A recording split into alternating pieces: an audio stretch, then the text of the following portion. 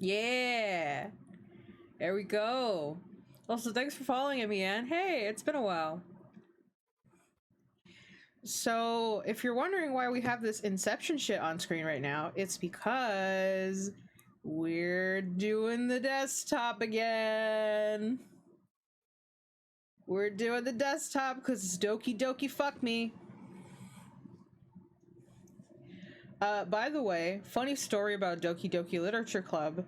Way back, I think it was like, gosh, maybe like 2018, 2016. I was looking around for horror games because that's how you got like views on YouTube. The easiest way for like game players is to torture themselves with horror games. I was looking at the horror section and I found Doki Doki Literature Club. I'm like, what the fuck is the dating sim doing here? And then like a month later, all the videos started coming out. For the most part, I have avoided most spoilers. So How? Oh my god, there's a fucking Monica Ninja right now? Also, I have Doki Doki Literature Club on my Switch. So we're also going to be playing that because I want to know if anything is different from the Switch to the PC version. Also, I think the only spoilers I know about are the Stabby Stab and the Hangman. That's kind of it.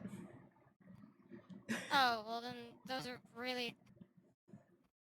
That's the main ones. I don't know what happens. I don't know anything else that happens.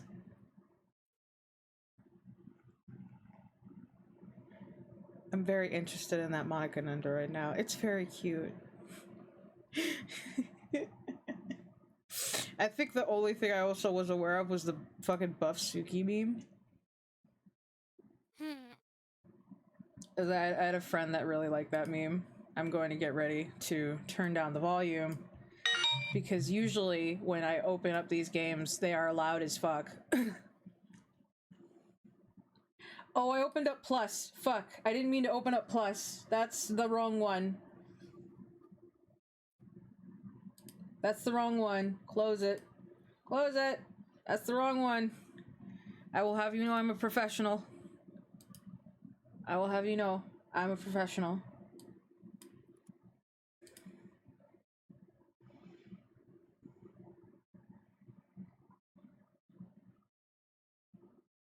Is Monica gonna suck your brain out with a straw? I don't know. Maybe she will. At least in one way, she'll suck me.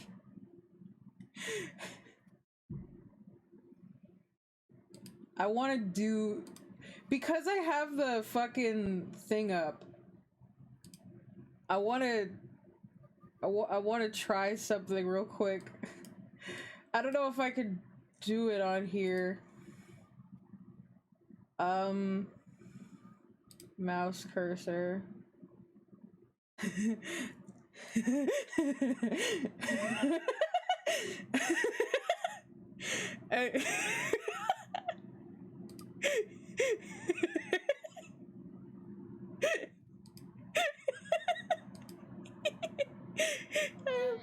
Among Us.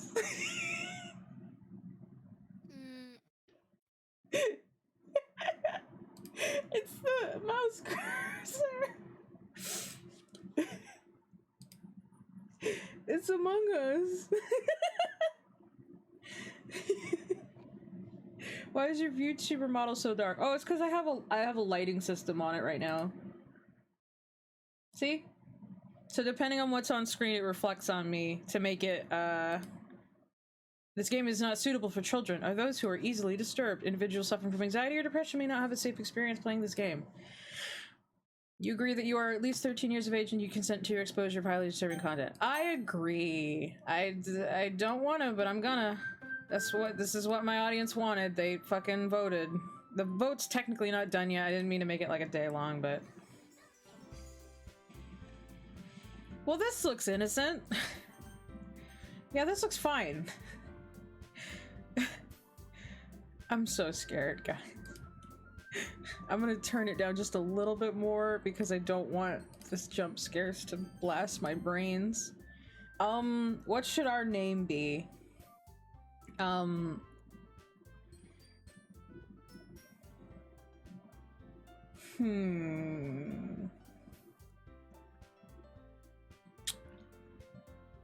I'm gonna name you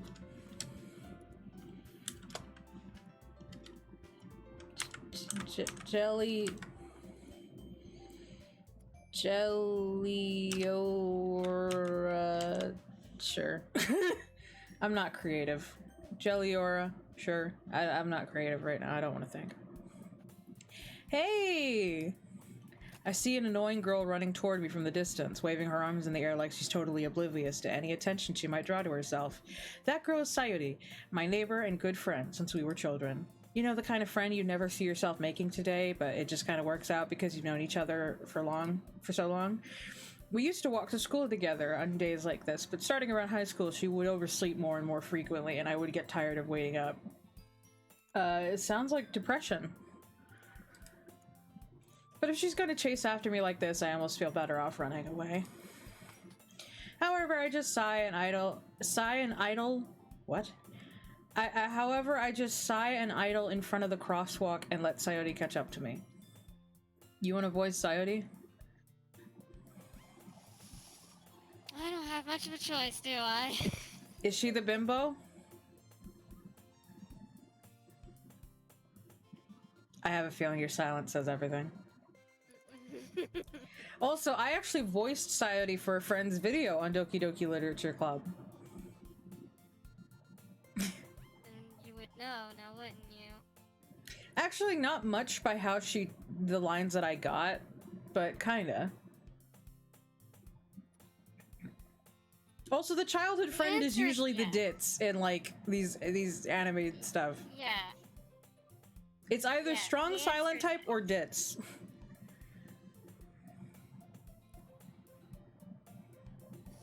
That's why I said I don't have much of a choice in the matter now, do I? No, you don't. You already have the Bimbo Tones profile picture up on my screen anyway. I didn't even plan to stick around for the whole thing.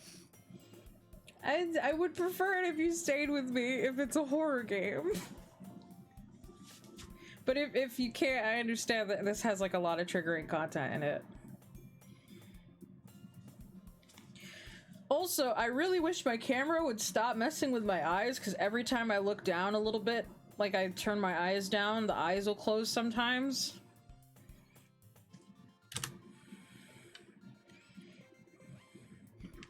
Alright. I overslept again. Among Us. Among Us. Among Us.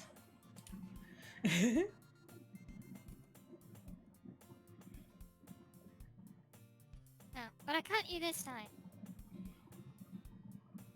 Maybe only because I decided to stop and wait for you. Yeah, you say that like you were thinking about ignoring me. I was. That's me, Eliora. Well, if people stare at you for acting weird, then I don't want them to think we're a couple or something. Fine, fine. But you did wait for me after all. Guess you don't have it in you to be mean even if you want to. Whatever you say, Sayori. We cross the street together and make our way to school. As we draw near, the streets become increasingly speckled with other students making their daily commute. By the way, Jelliora, have you decided on a club to join yet? A club? Do you mean a literature club? I told you already I'm not interested in joining any clubs. I haven't been looking either. That's not true. You told me you would join a club this year. Did I? I'm sure that it's possible that I did in one of our many conversations where I just simply go along with whatever she's going on about. Society likes to worry a little too much about me when I'm perfectly content just getting by on the average while spending my free time on games and anime.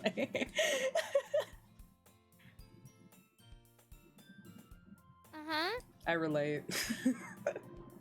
I was talking about how I'm worried that you won't learn how to socialize or even have any skills before college. If you don't know how to socialize by high school, you're kind of fucked. Your happiness is really important to me, you know?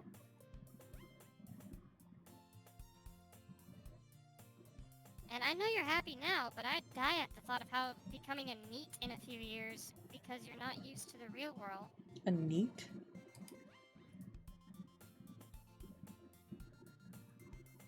You trust me, right? What's a NEET?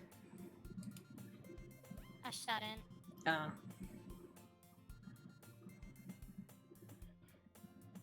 Don't make me keep worrying about you. I should be worrying about you. You're oversleeping all the time. All right, all right. I'll look at a few clubs if it makes you happy. No promises, though. Well, at least promise you'll try a little. Well, I guess I'll promise you that. Can't really do much else for you.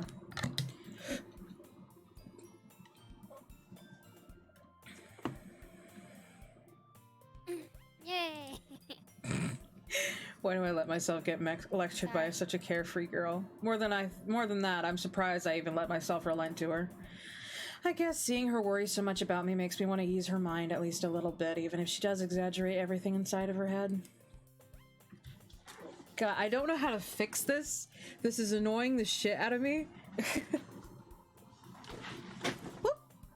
Alright, there we go. I tried to rearrange my camera for a second because every time I look down, the character closes its eyes and I need to look down to read. School's as ordinary as ever and it's over before I know it. After I pack up my things, I stare blankly at the wall looking for an ounce of motivation. Clubs. I'm gonna move myself up a little bit. I can't see. Need to be able to see. I'm a professional streamer. Society wants me to check out some clubs.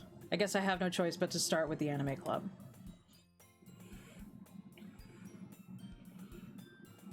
Hello? Sayori? Sayori must have come into class when I was spacing out. I look around and realize that I'm the only one left in the classroom. I thought I'd catch you coming out of the classroom, but I saw you just sitting here and spacing out, so I came in. Thanks. Honestly, you're even worse than me sometimes. I'm impressed. You don't need to wait for me. You don't need to wait up for me if it's gonna make you late to your own club. Well, I thought you might need some encouragement, so I thought, you know. No, what? Well, that you could come to my club. Sayori. Yeah? There is no way I'm going to your club.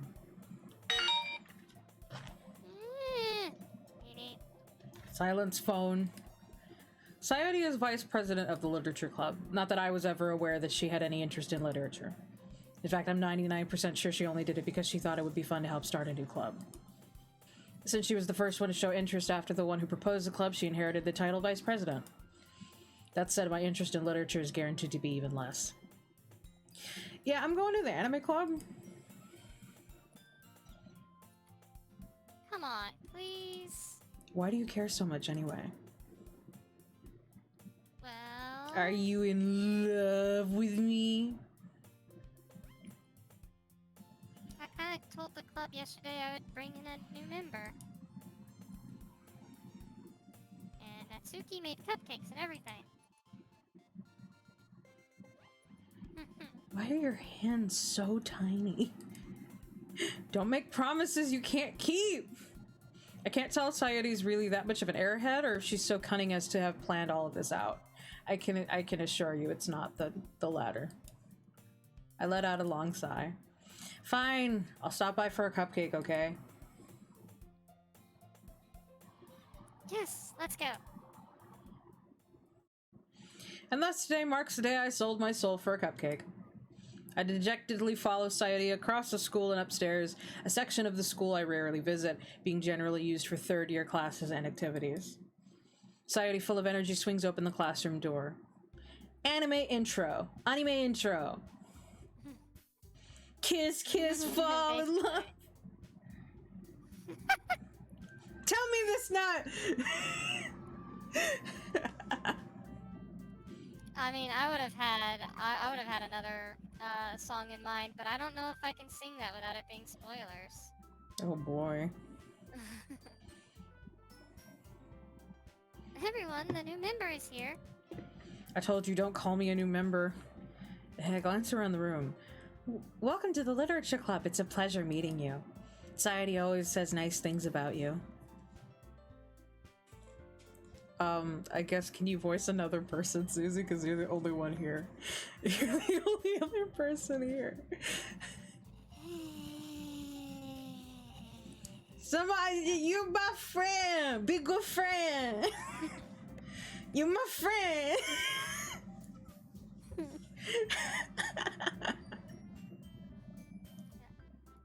Seriously? You brought a boy?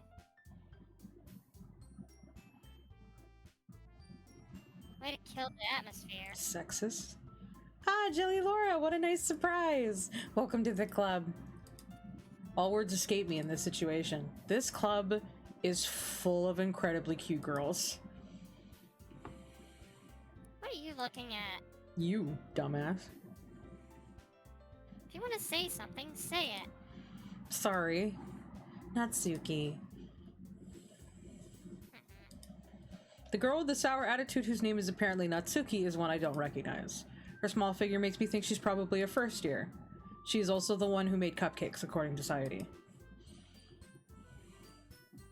You can just ignore her when she gets moody. Sayuri says that quietly into my ear, then turns back toward the other girls. Anyway, this is Natsuki, always full of energy.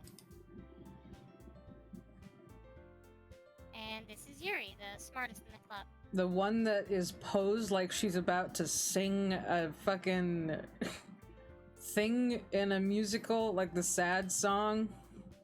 Don't say things like that. Yuri, who appears comparably more mature and timid, seems to have a hard time keeping up with people like Sayuri and Natsuki. Oh, well, it's nice to meet both of you. And it sounds like you already know Monica. Is that right? That's right. It's great to see you again, Jelly Laura. Jelly Yora. Monica smiles sweetly. We do know each other. Well, we rarely talked, but we were in the same class last year. Monica is probably the most popular girl in class. Smart, beautiful, athletic, basically completely out of my league. So having her smile at me so genuinely feels a little... You too, Monica. Come, sit down, Jelliora. We made room for you at the table, so you can sit next to me or Monica. I'll get the cupcakes. Hey, I made them. I'll get them. Sorry, I got a little too excited. Then how about I make some tea as well? The girls have a few desks arranged to form a table. As Sayuri mentioned, it's been widened so that there's one space next to Monica and one space next to Sayuri. Natsuki and Yuri walk over to the corner of the room where Natsuki grabs a wrap tray and Yuri opens the closet. Keep your tea in your closet? I never bothered to learn about Doki Plus. Is it bad? I have no idea. I've never played it. I have never heard any news about Doki Doki Literature Club Plus. So that one, I'm completely going in blind when we play that. Still are we playing that too? Huh? What? I was saying, are you playing that one too? Okay. Yeah. That one I'm going in completely blind. I have heard nothing from that one. Still feeling awkward, I take a seat next to Sayuri. Natsuki proudly marches back to the table, tray in hand. Okay, are you ready? Ta-da! Whoa! It sounded like Mario jumping. Oh no, I was trying to go for Crash. Whoa! sounded like Mario. Wah! Natsuki lifts the foil. I was trying to go for a different move, but okay, I'll take that one. Natsuki lifts the foil of tray to reveal a dozen white fluffy cupcakes decorated to look like little cats. The whiskers are drawn with icing, and little pieces of chocolate were used to make ears. So cute. I had no idea you were so good at baking, Natsuki. Well, you know. Look at that little fang right there. Look at that. Just hurry and take one. Also, straight up, you look like you're supposed to be the protagonist out of these four. Sayuri grabs one first, and Monica, I follow. It's delicious. Sayuri talks with her mouth full and has already managed to get icing on her face. I turn the cupcake around in my fingers, looking for the best angle to take a bite. Natsuki is quiet. I can't help but notice her sneaking glances in my direction. Is she waiting for me to take a bite? I finally bite down. The icing is sweet and full of flavor. I wonder if she made it herself. This is really good. Thank you, Natsuki.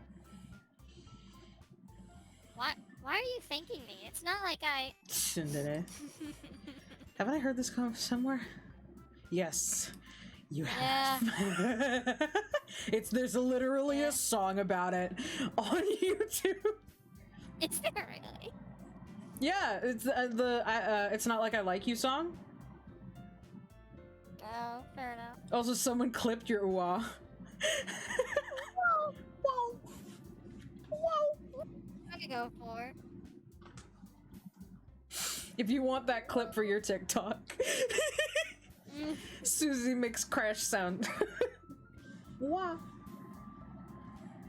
I mean, I've already got it on Heaton's TikTok that I am just one of Crash.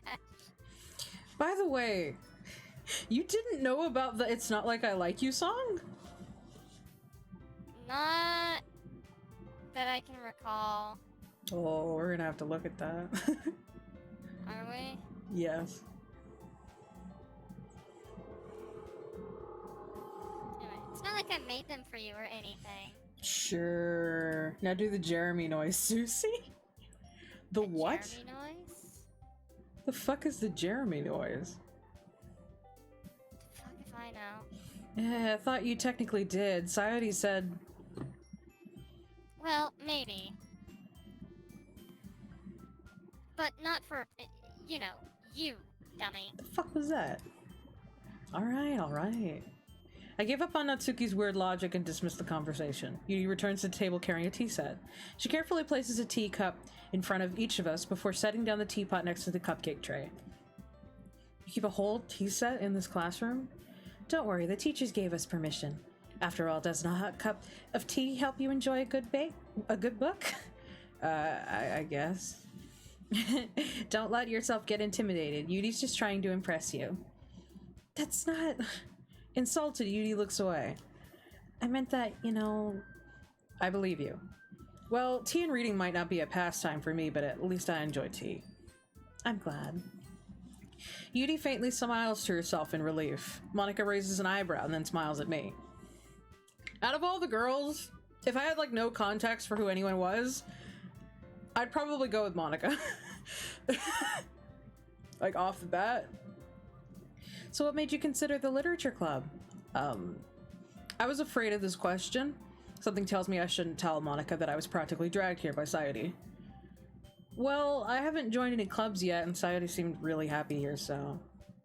That's okay, don't be embarrassed. We'll make sure you feel right at home, okay? As president of the literature club, it's my duty to make the club fun and exciting for everyone. Monica, I'm surprised. How come you decided to start your own club? You could probably be a board member for any of the major clubs. Weren't you a leader of the debate club last year? Well, you know. To be honest, I can't stand all the politics around the major clubs. Feels like nothing but arguing about the budget and publicity and how to prepare for events. I'd much rather take something I personally enjoy and make something special out of it. And if it encourages others to get into literature, then I'm fulfilling that dream. I don't know if I've ever said this on stream before, but I have a weakness for green eyes.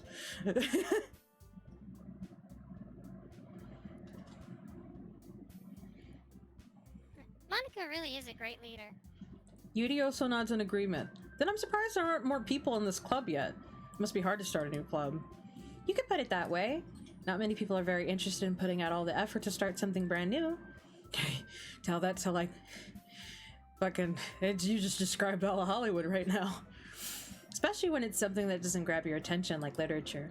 You have to work hard to convince people that you're both fun and worthwhile. But it makes school events like the festival that much more important.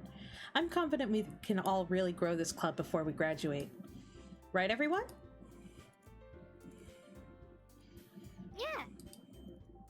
We'll do our best. You know it. These uniforms look comfortable. Everyone enthusiastically agrees. Such different girls all interested in the same goal. Monica must have worked really hard just to find these three. Maybe that's why they were all so delighted by the idea of a new member joining. Though I still don't really know if I can keep up with their level of enthusiasm about literature. So, Jelliora, what kinds of things do you like to read? Well, considering how little I've read these past few years, I don't really have a good way of answering that. Manga. I mutter quietly to myself, half joking.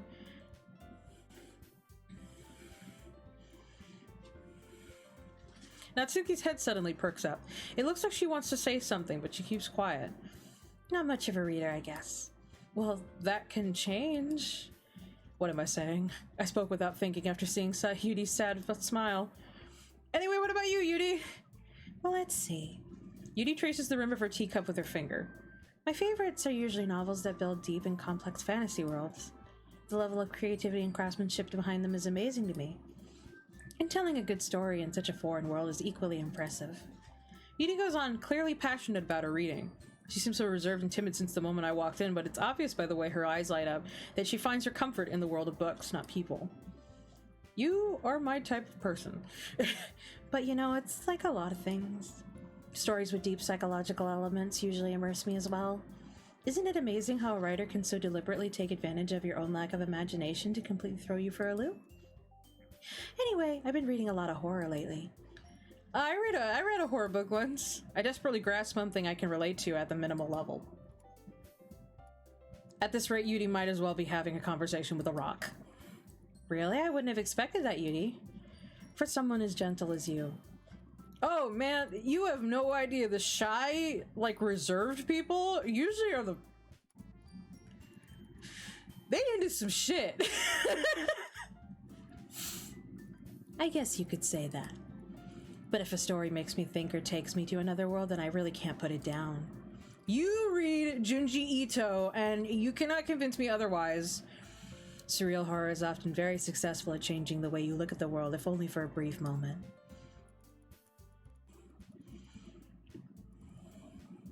I hate horror. I have bad news for you! Oh, yeah. Oh, why's that? Well, I just... Natsuki's eyes dart over to me for a split second. Never mind. That's right, you usually like to write about cute things, don't you, Natsuki? Oh my god. What? Who gives you that idea? You left a piece of scrap paper behind last club meeting. It looked like you were working on a poem called... Don't say it out loud. And give it back. Fine, fine. Your cupcakes, your poems. Everything you do is just as cute as you are. Sayuri slides up behind Natsuki and puts her hands on her shoulders. I'm not cute. Natsuki, you write your own poems? Well, I guess sometimes. Why do you care? I think that's impressive. Why don't you share them sometime? No. Natsuki averts her eyes. You wouldn't like them. Not a very confident writer yet? I understand how Natsuki feels. Sharing that level of writing takes more than just confidence. The truest form of writing is writing to oneself. You must be willing to open up to your readers, exposing your vulnerabilities and showing even the deepest reaches of your heart. Do you have writing experience too, Yudi? Maybe if you share some of your work, you can set an example and help Natsuki feel comfortable enough to share hers. Nice. I guess it's the same for Yuri. Aw, I wanted to read everyone's poems. All of your hands are so small. We all sit in silence for a moment. Okay, I have an idea for everyone. Natsuki and Yuri look quizzically at Monika. Let's all go home and write a poem of our own. The next time we meet, we'll all share them with each other. That way everyone is even. Yeah, let's do it. Plus, now that we have a new member, I think it will help us all get a little more comfortable with each other and strengthen the bond of the club. Isn't that right, Jelliora? Monika smiles warmly at me once again. Hold on, there's still one problem. What's that? Now that we're back to the original topic of me joining the club, I bluntly come forth with what's been on my mind the entire time. I never said I would join this club. Sayada may have convinced me to stop by, but I never made any decision. I still have other clubs to look at, and I lose my train of thought. All four girls stare at me with dejected eyes. But, I'm sorry, I thought...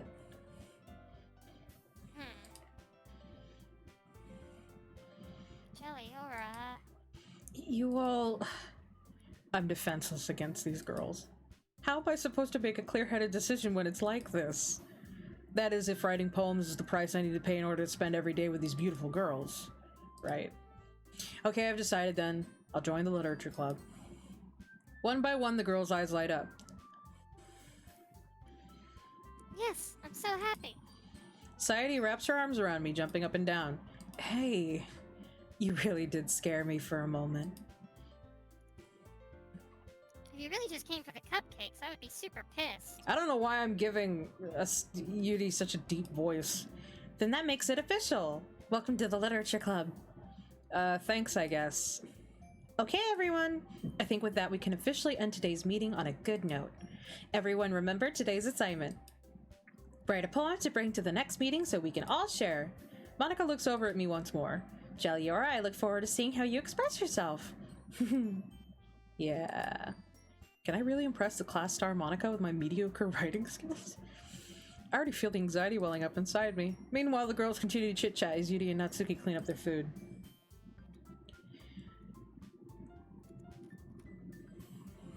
Oh.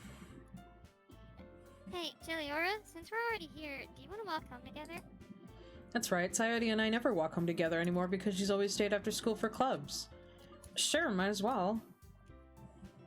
Yay! I see that and I like hear the Fluttershy yay meme. Yay. With that, the two of us depart the club room and make our way home. The whole way, my mind wanders back and forth between the four girls. Sayori, Natsuki, Yuri, and of course Monika. One of these things is not like the other. If you were to say it like it's supposed to probably be pronounced to be Monika. Will I really be happy spending every day after school in a literature club? Perhaps I'll have the chance to grow closer to one of these girls. All right. I'll just need to make the most of my circumstances, and I'm sure good fortune will find me. And I guess it starts with writing a poem tonight.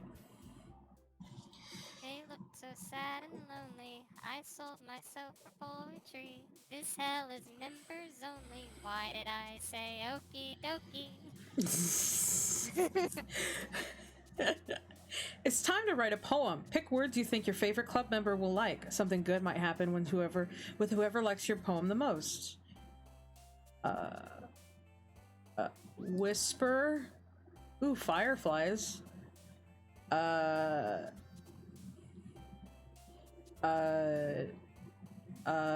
Charm? Where's Monika? Monika's not here. Pink contamination philosophy. Philosophy.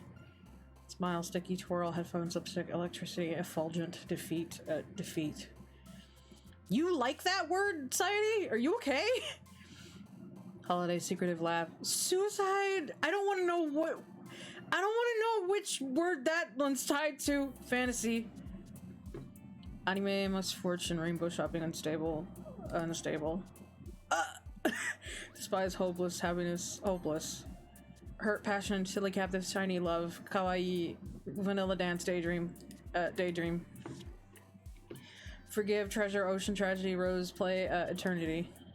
Adventure uncanny, fester music, anxiety, anxiety. My favorite word. Pleasure, empty portrait, nightgown, explode, for the meme. I am in misery. Lollipop, after mirage, after image, aura, marshmallow, beauty bed, vibrant, unrequited. Beauty? Ambient, clouds, parfait, blanket, together, wonderful. Clouds. Horror, peace, depression, alone, depression. My other favorite word, flying with a tone.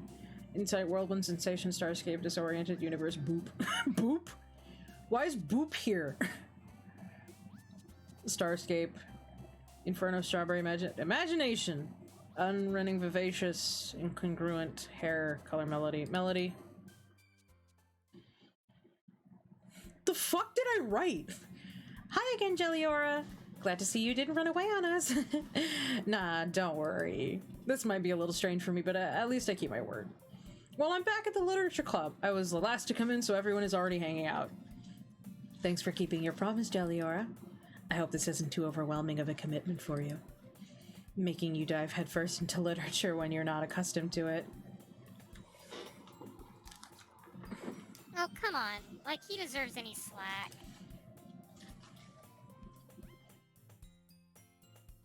She already told me that you didn't even want to join the club this year.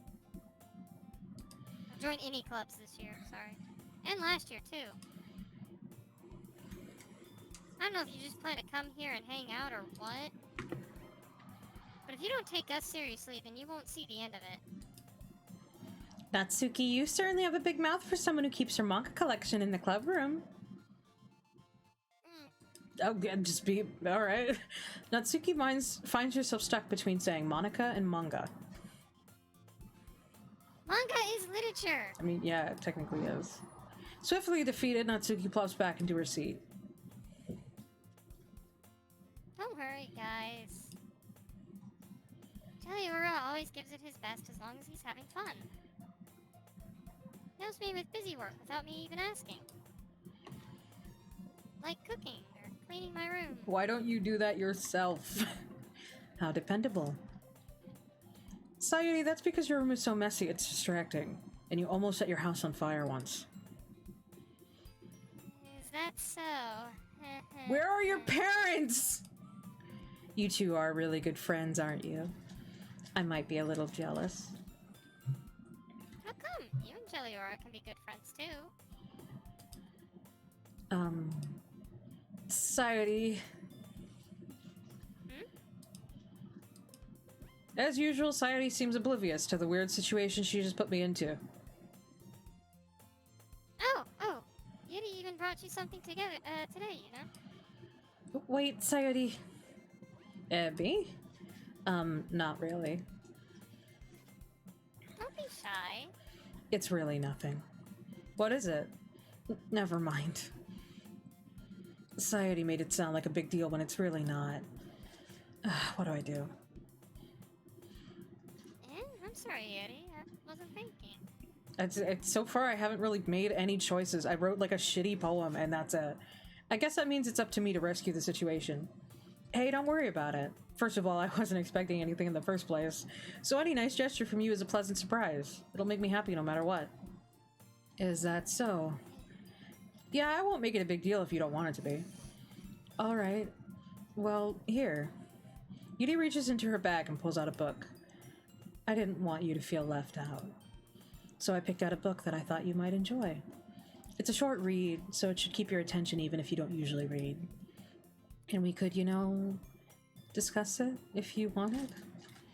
This is... How is this girl accidentally being so cute? What do you mean accidentally? She's naturally cute!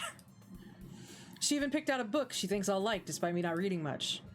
Yudi, thank you. I'll definitely read this. I enthusiastically take the book. Phew. Well, you can read it at your own pace. I look forward to hearing what you think. Now that everyone's settled in, I expected Monica to kick off some schedule activities for the club, but that doesn't seem to be the case. Sayuri and Monica are having a cheery conversation in the corner. Yudi's face is already Yudi's face is already buried in a book. I can't help but notice her intense expression, like she was waiting for this chance. Meanwhile, Natsuki is rummaging around in the closet. Man, looks like no one wants to be bothered today. I slumped down into the nearest desk. How am I supposed to occupy myself with something literature-related by myself like this? Usually you read by yourself, dumbass. I guess I could always read some of the book you gave me, but I'm feeling a little too tired to read. Guess I could probably fall asleep right now. Close my eyes and end up listening in on Sayedi's conversation with Monica. We're probably gonna seem really lame compared to all the other clubs, though. Well, we can't give up. The festival is our chance to show everyone that literature is all about. The problem is that the idea of the literature club sounds too dense and intellectual. But it's not like that at all, you know?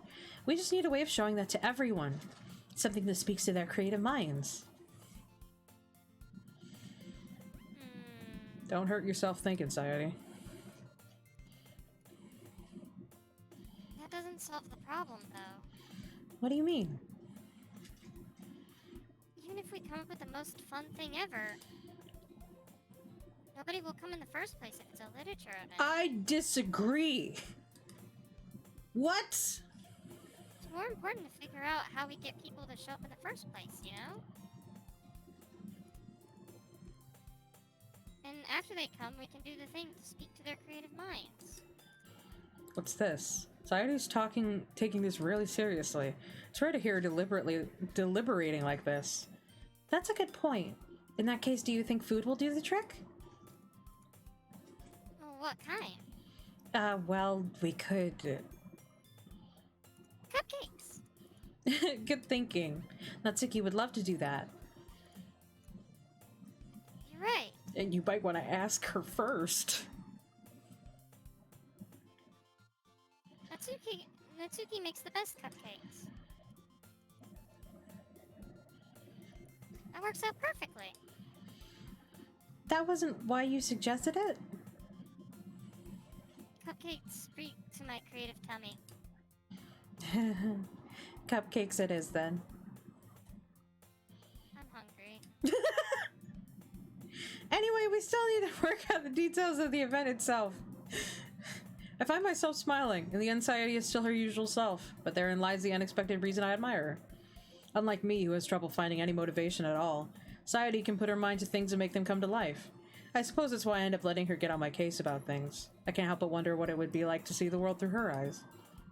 Oh, hi! What are you doing in my face? Ah! I open my eyes to find Sayedi's face filling my vision. I nearly fall out of my chair. Sorry. No, you're not. Wait. Actually, I'm not sorry at all. What? I was right! Fuck you! It's your fault for sleeping like that. This isn't the napping club. Does our school have a napping club? You're staying up late again, aren't you? Oh, like you have room to talk! Now that you're in a club, you're gonna have less time for anime, you know? You'll need to get used to it. Don't say that so loud! I glance over my shoulder to see if Monica overheard. It's true, though. Yeah. I know. You're always looking out for me, Sayedi.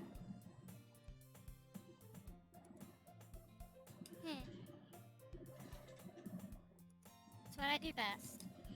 That's a problem! What about you? You look out for me better than you look out for yourself. You're still oversleeping every day, aren't you? Not every day. That's not very convincing. How many days this past week have you gotten up on time? That's a loaded question. It's a secret. I knew it. Come on. Please give me the benefit of doubt. No.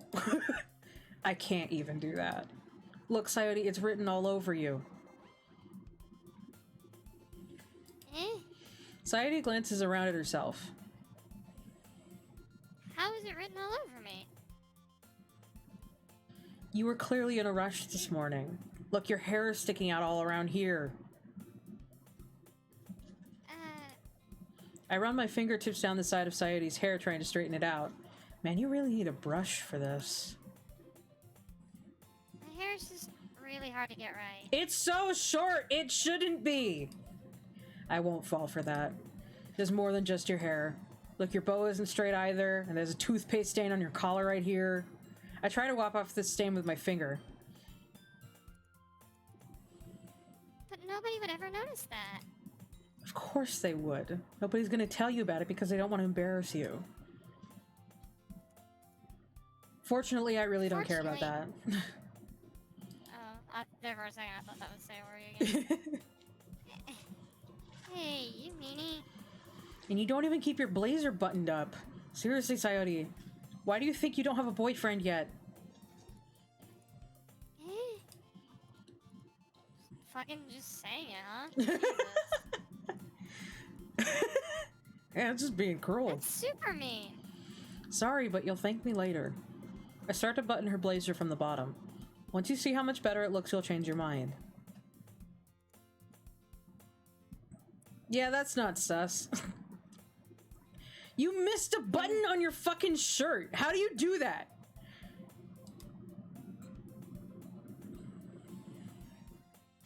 This is so funny.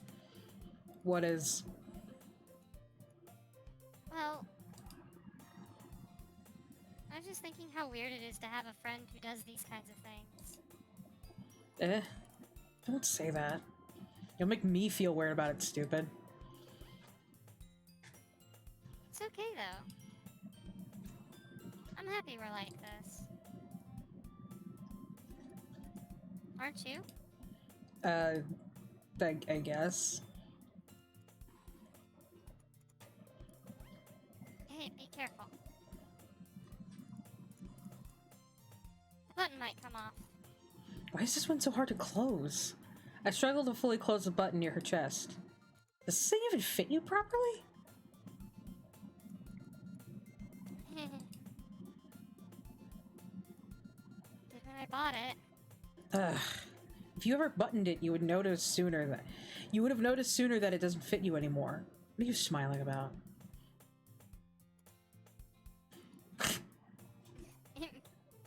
It means my boobs got bigger again. That sounds like something Bimbo Tones would say. Tell me I'm wrong! I'm say not that out loud. entirely sure.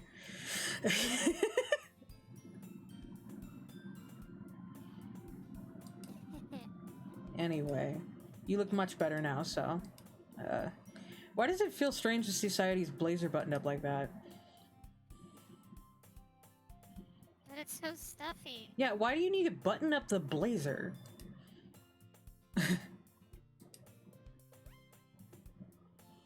not worth it at all. I mean, most people, when I was in school, didn't even wear the blazer unless it was, like, winter time. Sayori hastily unbuttons her blazer once more.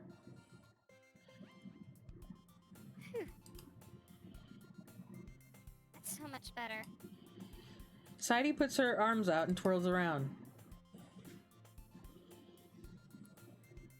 So if I keep it unbuttoned, then I won't get a boyfriend, right? I don't know what that has to do with literally anything, but okay. What kind of logic is that? And why are you saying it like it's a good thing? Because if I had a boyfriend, then I wouldn't even let you... Then he wouldn't even let you do things like this. And you take care of me better than anyone else would anyway. So that's why I'm keeping it unbuttoned. Stop saying all these embarrassing things. I didn't say anything embarrassing. Jeez. Well, anyway, let's just focus on trying to wake up a little earlier. Only if you focus on going to bed earlier. At least I fucking wake up on time, bitch! Fine, fine. It's a deal.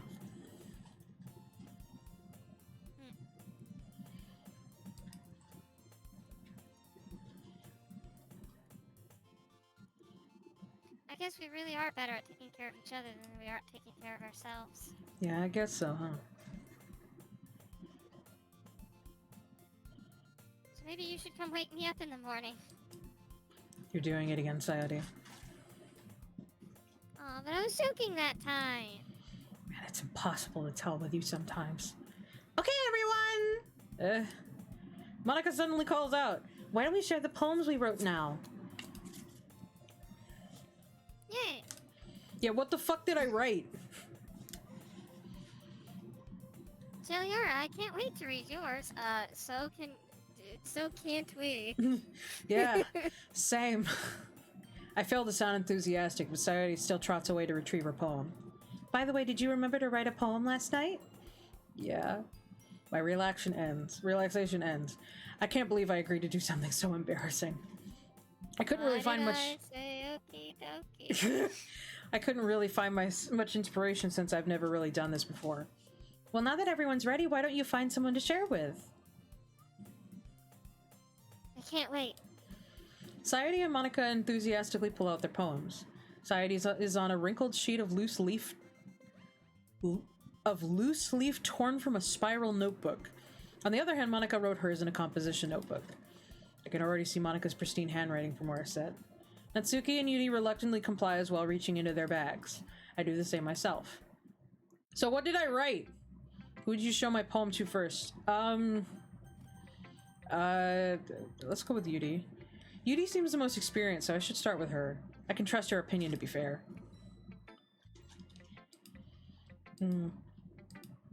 Yuri stares at the poem.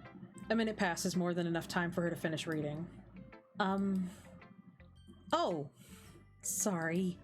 I forgot to start speaking. It's fine, don't force yourself. I'm not. I just need to put my thoughts into words. This is fucking garbage. Hold on. Okay. This is your first time writing a poem, right? Yes. Why do you ask? I'm just making sure. I guess that it might be after reading through it. Ah! So it's that bad. No! Did I just raise my voice? I'm sorry. Yuri buries her face in her hands. I couldn't help but notice that it's been several minutes and we really haven't gotten anywhere. It might take Yuri a while to get used to new people. It's fine, I really didn't notice. What were you saying? Right, it's just that there are specific writing habits that are usually typical of new writers. And having been through that myself, I kind of learned to pick up on them. I think the most noticeable thing I recognize in new writers is that they try to make their style very deliberate. In other words, they tend to pick a writing style separate from the topic matter, and they form fit the two together. The end result is that both the style and the expressiveness are weakened. Once Yuri finds her train of thought, it's as if her demeanor totally changes. Her stammering is completely gone and she sounds like an expert. Of course, that's not something you can be blamed for. There are so many different skills and techniques that go into writing even a simple poem. Not just finding them and building them, but getting them to work together is probably the most challenging part. It might take you some time, but it all comes with practice and learning by example and trying new things. Turn off the air conditioner. I also hope that everyone else in the club gives you valuable feedback. Natsuki can be a little biased, though. Biased? How? Well, never mind. I shouldn't be talking about people like that. Sorry. It's fine. I'm not sure if Yuri is apologizing to herself, to me, or to Natsuki. Do you mind if I read your poem now? What the fuck did I write? Please do. I'd love to share my thought process behind it. Yuri smiles dreamily as if that's a rare opportunity for her, which itself is kind of funny. After all, isn't this supposed to be a literature club? Ghosts under the light, the tendrils of my hair illuminate beneath the amber glow, bathing. It must be this one, the last remaining streetlight to have withstood the test of time, the last yet to be replaced by the sickening blue-green hue of the future. I bathe. Calm, breathing air of the present, but living in the past. The light flickers. I flicker back. Click outside poem area to continue. Oh, okay. I'm sorry, I have such terrible handwriting. What? I wasn't thinking that at all. But it took you a long time to read. Ah. Well, I just don't read script very often. I actually think your handwriting's pretty. Yeah? That's a relief. Also, I liked your poem. Even though it's short, it was really descriptive. It wasn't too short. I usually write longer poems. Not at all. I'm really glad you like it. I'll be honest. Since it's our first time sharing, I wanted to write something a little more mild. Something easy to digest, I suppose. Are you into ghosts, Judy?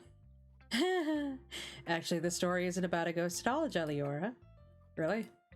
I must have totally missed the point. Well, I suppose you did only glance over it after all. But remember that poets often express their own thoughts, feelings, and experiences in their work. They usually do more than tell a simple story or paint a picture. In this case, perhaps the subject of the poem is only being symbolically compared to a ghost. Lingering in her last remaining place of comfort, unable to let go of the past.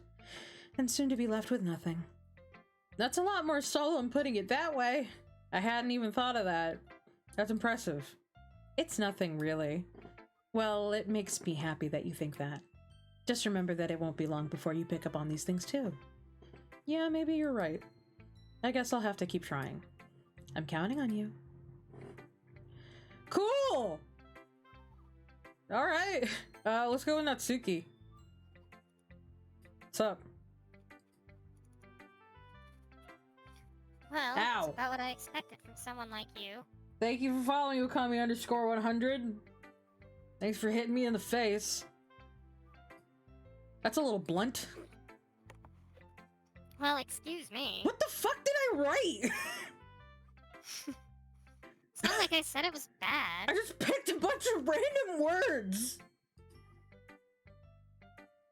It just didn't evoke any emotions. So basically, it's not cute enough for your tastes. Do you want to get smacked? I'll pass. Then don't talk shit and you don't get hit. Fuck around and find out. Well, anyway, I guess I need to show you mine. Not that you'll like it. Eagles can fly, monkeys can climb, crickets can leap, horses can race, owls can seek, cheetahs can run, eagles can fly, people can try, but that's about it.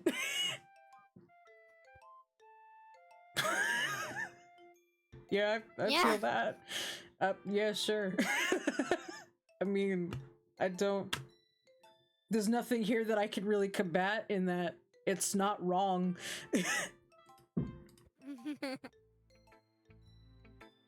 Yeah. I told you that you weren't gonna like it. I like it. But, Just be honest. just be honest. I am. Why are you convinced that I wouldn't like it? Well, because. Because you are a archetype. Boop. Everyone in high school thinks that writing has to be all sophisticated and stuff. Have you read the fucking, what was it, the white wheelbarrow, the red wheelbarrow? I don't remember. So people don't even take my writing seriously. Dude, you wrote down a list of facts. It's just a list of facts. No, it's like her or hate her, she's spitting facts though. She's spitting facts. That's about it. But isn't the point of poems for people to express themselves? Your writing style wouldn't make your message any less valid. Yeah, exactly.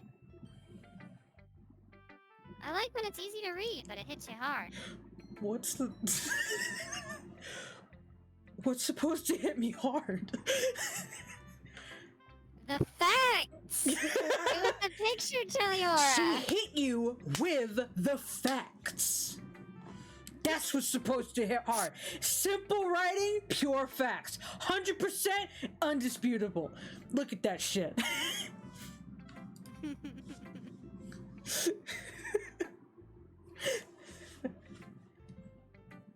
Like in this poem. Seeing everyone around you do great things can be really disheartening. Can it really be disheartening to see people do basic shit? I mean, eagles can fly, whoop-de-fucking-do, that's... what they do.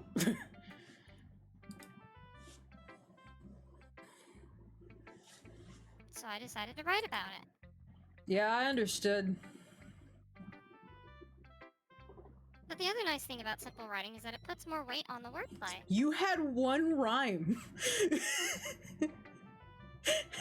Everything else was just basic knowledge. Like, I set it for a rhyme at the end, but then I made it fall flat on purpose. This is just... okay. Oh, look at that. If I put the mouse cursor here, it looks like the Among Us is sitting in the chair in the closet.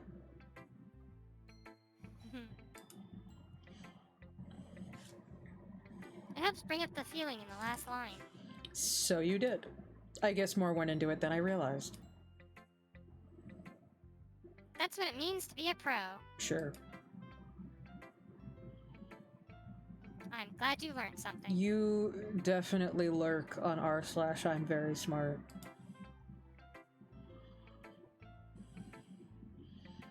Didn't expect that from the youngest one here, did you? No, that's a poem I definitely expect from the youngest. Yeah, I guess not. I decided to humor her with that last comment. I don't really care how old everyone is, but if Natsuki's feeling proud, then I won't take that away from her. I'll go to Sayori.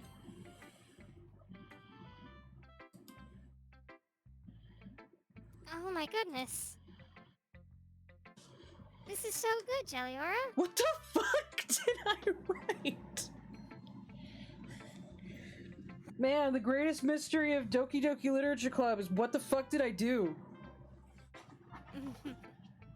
Where the hell did my... Where did my hair tie go? Oh, there it is. I need to... Fucking... My hair is all over the place.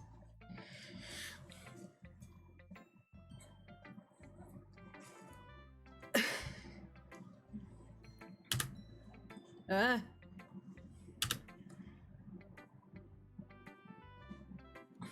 I love it. I had no idea you were such a good writer. Sure, let's go with that.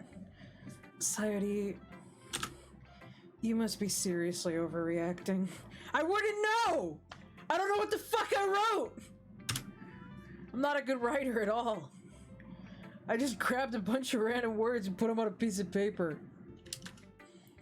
I honestly have no idea what I'm doing. Well, maybe that's why. Because I have no idea what I like either. So the reason why you like my poem is because you're a self-admitted idiot? Hey, you had me read the bimbo.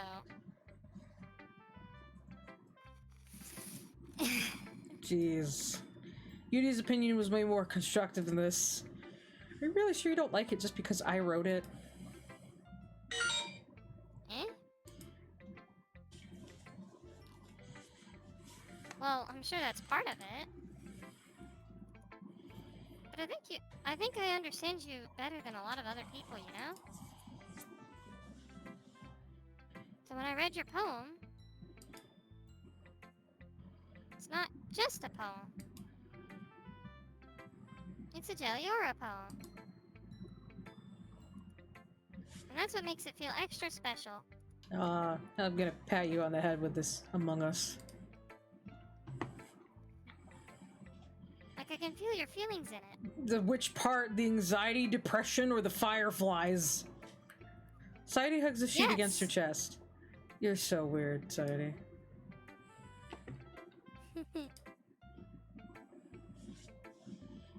I'm really happy that you just wrote one. It reminds me of how you're really part of the club now. Not to mention the fact that I'm standing in front of you in the club room. Well, of course, I'm not really into it yet, but that doesn't mean I break my promise. See? It's like I said before, Jelliora. Deep down, you're not selfish at all, you know? Trying new things like this for other people, that's something that only really good people do. I can assure you that it's not, but okay. Thanks, Sayori. I'm not sure if Sayori sees the full picture of my motive here. And again, I can't deny that she's part of the reason I joined. knowing how much this means to her and all. Yeah. And I'm gonna make sure you have lots of fun here, okay? Thanks. That will be my way of thanking you. Alright, I'm gonna hold you that then. Yay! Oh my god, thank god someone else is here to read. It's Stone! I just got done doing a Nuzlocke stream, so I was coming to tell you guys are loved. But it looks like I'm being dragged in. We need more people to read. I've been sitting for 4 hours and my ass hurts, but I guess I'll read a little bit, I guess. You can be Natsuki because I think that's hilarious.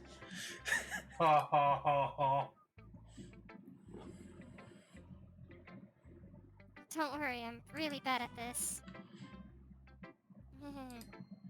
We'll see about that. Dear sunshine, the way you glow through my blinds in the morning, it makes me feel like you missed me. Kissing my forehead to help me out of bed making me rub the sleep from my eyes. Are you asking me to come out and play? Are you trusting me to wish away a rainy day? I look above. The sky is blue. It's a secret, but I trust you too. But it wasn't for you. I could sleep forever, but I'm not mad. I want breakfast. This might be my favorite. It's just really cute. It's a cute poem. It's cute. Also, I relate. I want breakfast. I want breakfast. Sayori, this is just a guess, but did you wait until this morning to write this? No. Just a little bit. You can't answer just a little bit to a yes or no question. I forgot to do it last night. Well, at least that makes me feel a little better about myself. I just grabbed a bunch of random fucking words. Don't be mean. I still tried my best. Yeah. I didn't mean to say that it was a bad poem. It came out nice, or how should I put it? It sounds just like you. Really? Yeah. Especially that last line. I made eggs and toast. How the fuck did you make eggs and toast when you woke up late? Even though you were late to school? It's bad to skip breakfast. I get all cranky. Well, I guess there's no point in arguing. Anyway, thanks for showing me.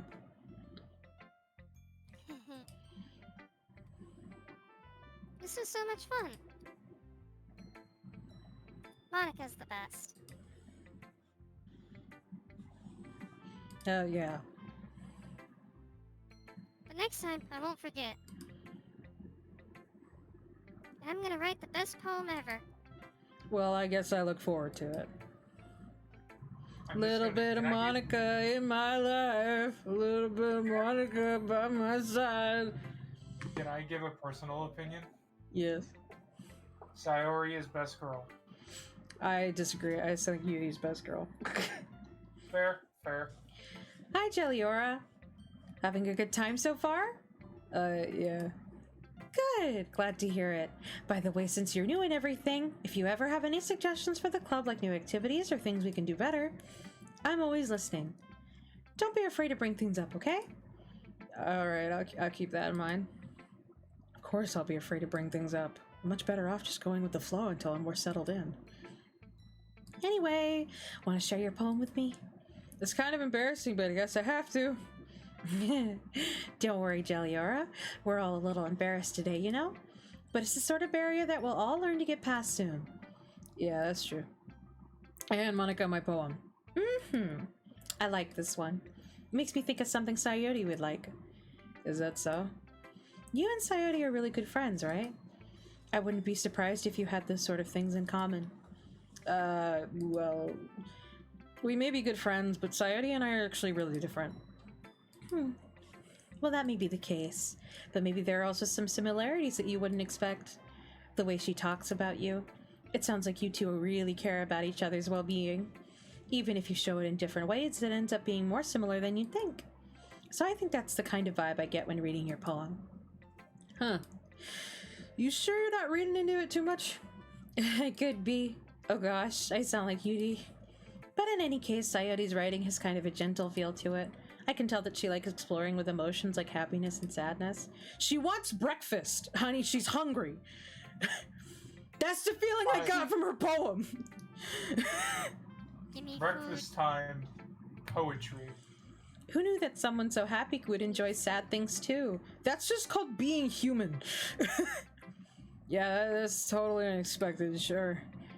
Well, to each their own, and you shouldn't be afraid to experiment a little bit either. I'm sure I'll end up trying different things a lot. It could take a while before I feel comfortable doing this. It's okay. I'd like to see you try new things, including myself. That's the best way to find the kind of style that suits you. Everyone else might be a little bit biased towards their own kind of styles, but I'll always help you find what suits you the most. So don't force yourself to write the way everyone else wants you to write. It's not like you have to worry about impressing them or anything. Uh-huh. Anyway, Oh, do you want to there read my goes poem now? Oh, shit. Well, don't worry. Don't worry, I'm not very good. You sound pretty confident for someone who claims not to be very good. Well, that's because I have to sound confident. That doesn't mean I always feel that way, you know. I see. Well, let's read it then. Hole in wall. Oh, you can scroll this one. It couldn't have been me. See the direction spackle protrudes. A noisy neighbor, an angry boyfriend. I'll never know I wasn't home. I peer inside for a clue. No, I can't see. I reel blind like a film left out in the sun. But it's too late. My retina's already scorched with a permanent copy of the meaningless image. It's just a little hole. It wasn't too bright. It was too deep, stretching forever into everything. A hole of infinite choices. I realize now that I wasn't looking in. I was looking out. And he, on the other side, was looking in. So what do you think? It's very freeform, if that's what you call it. Sorry, I'm not really the right person to ask for feedback. Do you know anything about DDLC? I know a little bit. Oh, he's back! Yeah, I'm okay, don't worry. And It's if okay. you think I know anything about DDLC, I loved it so much that I bought the plus version, like pre-order. I bought the Switch Like, I have the version, little even stand. though I've never played it. I have the stands and everything. Like, I you know too much about DDLC for someone who's never played the game. I don't. I don't know a lot. I know like 2 scenes and that's it. They look so sad and lonely. I sold my soul for poetry. This hell is members only. Why did I say okie dokie? Yeah, that kind of style has gotten pretty popular nowadays. That is, a lot of poems have been putting emphasis on the timing between words and lines. When performed out loud, it can be really powerful. What was the inspiration behind this one? Well, I'm not sure if I know how to put it. I guess you could say that I had some kind of epiphany recently. It's been influencing my poems a bit.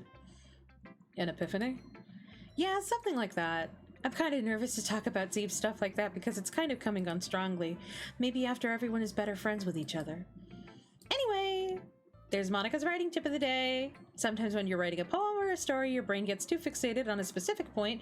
If you try so hard to make it perfect, then you'll never make any progress. Just force yourself to get something down on the paper and tidy up later. Another way to think about it is this. Actually, that's something that my dad does. When he's having like a bit of a writer's block in the middle of doing an essay, he'll just start writing random shit. And it was really funny when his professor came up behind him and saw what he was writing. It was like 3 sentences about like some dude's mustache. If you keep your pen in the same spot for too long, you'll just get a big dark puddle of ink. So just move your hand and go with the flow. That's my advice for today. Thanks for listening. Phew! I guess that's everyone. I glance around the room. That was a little more stressful than I anticipated. It's as if everyone is judging me for my mediocre writing abilities. Even if they're just being nice, there's no way my poems can stand up to theirs. This is a literature club after all. I sigh. I guess it's what I ended up getting myself into. Across the room, Sayori and Monica are happily chatting. My eyes land on Yuri and Natsuki. They gingerly exchange sheets of paper, sharing their respective poems. As they read in tandem, I watch each of their expressions change. Natsuki's eyebrows burrow in frustration. Meanwhile, Yuri smiles sadly. What's with this language? Did you say something? Oh, it's nothing. Natsuki dismissively returns the poem to the desk with one hand. I guess you could say it's fancy. Thanks. Yours is cute. Cute? Did you completely miss the symbolism or something? It's clearly about feeling of giving up. How can that be cute? I know that. I just meant the language, I guess. I was trying to say something nice. Eh? You mean you have to try that hard to come up with something nice to say? Thanks, but it really doesn't come out nice at all. Well, I do have a couple suggestions. If I was looking for suggestions, I would have asked someone who actually liked it. That's not how that works. Which people did, by the way. Sure. Sahari liked it. Because it's Sayori. And Jellyoria did too. Because I'm trying to be nice. So based on that, I'm gladly give you suggestions of my own. First of all... Excuse me. Excuse me. I appreciate the offer, but I've spent a long time establishing my writing style. I don't expect it to change anytime soon, unless of course I can come across something particularly inspiring, which I haven't yet. And Jellyor liked my poem too, you know. He even told me he was impressed by it. Natsuki suddenly stands up. Oh? I didn't realize you were so invested in trying to impress a new memory, Yuri. That's not what I... You're just... Yuri stands up as well. Maybe you're just jelly... You're just jelly? Maybe... Maybe you're just jealous that Jellyor appreciates my advice more than he appreciated yours. And how do you know he didn't appreciate my advice more? Are you that full of yourself? No. If I was full of myself, I would deliberately go out of my way to make everything I do overly cutesy. Ooh. Is everyone okay? Well, you know what? I wasn't the... Oh god, I forgot about this kind of argument. I wasn't the one whose boobs magically grew a size bigger as soon as Jellyor started showing up. Excuse me? Natsuki! Natsuki, that's a little... This doesn't involve you! I don't like fighting, guys. Suddenly both girls turned towards me as if they just noticed I was standing there. Jellyor! She's trying to make me look bad. That's not true. Talking about tits! She started it. If she get over herself and learn to appreciate simple writing is more effective, then this would have happened in the first place. What's the point of making your poems all convoluted for no reason? The meaning should jump out at the reader, not forcing them to have to figure it out. You wouldn't survive as an AP language. Or AP literature. Let me explain that to her, Jellyor. Wait! There's a reason we have so many deep and expressive words in our language. It's the only way to convey complex feelings and meaning the most effectively. Avoiding them is not only unnecessarily limiting yourself, it's also a waste. You understand that, right, Jellyor? Well? Well? How did I get dragged into this in the first place? It's not like I know anything about writing. This hell is members only.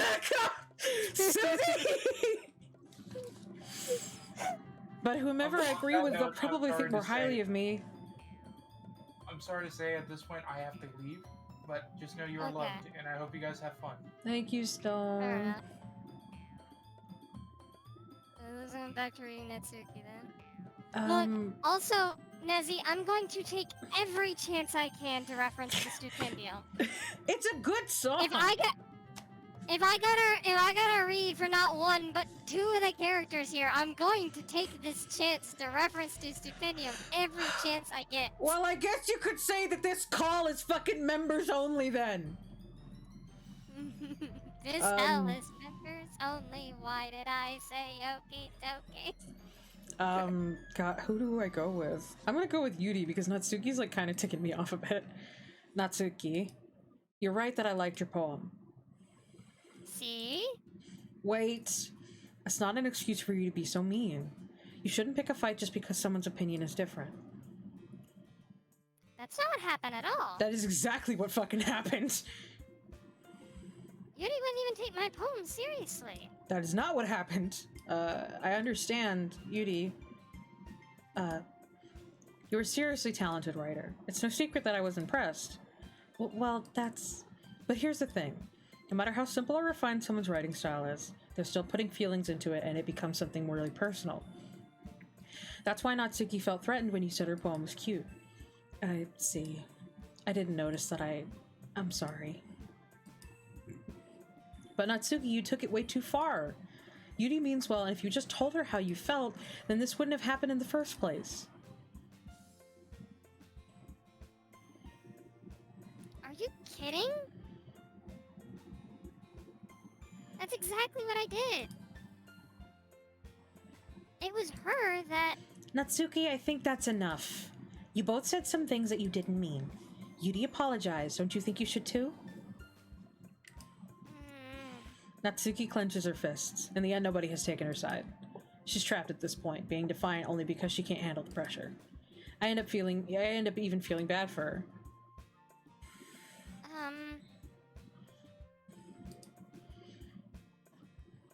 Sometimes when I'm hurt, Sayori, it helps to take a walk and clear my head. Sayori, she doesn't need to... You know what? I'm going to do that. It'll spare me from having to look at all your faces right now. Without warning, Natsuki snatches her own poem up from the desk and storms out. On her way out, she crumples up the paper. She crumples up the poem with her hand and throws it in the trash. Natsuki. You're just being a brat. She really didn't need to do that. I look across the room. Yuri has her chin buried in her hands while she stares down at her desk. I gingerly approach her and sit in an adjacent chair. Everything alright? I'm so embarrassed. I can't believe I acted like that. You probably hate me now. No, Yuri. And I'm not saying this because I like Yuri. Genuinely, Natsuki just acted like a brat. Come on.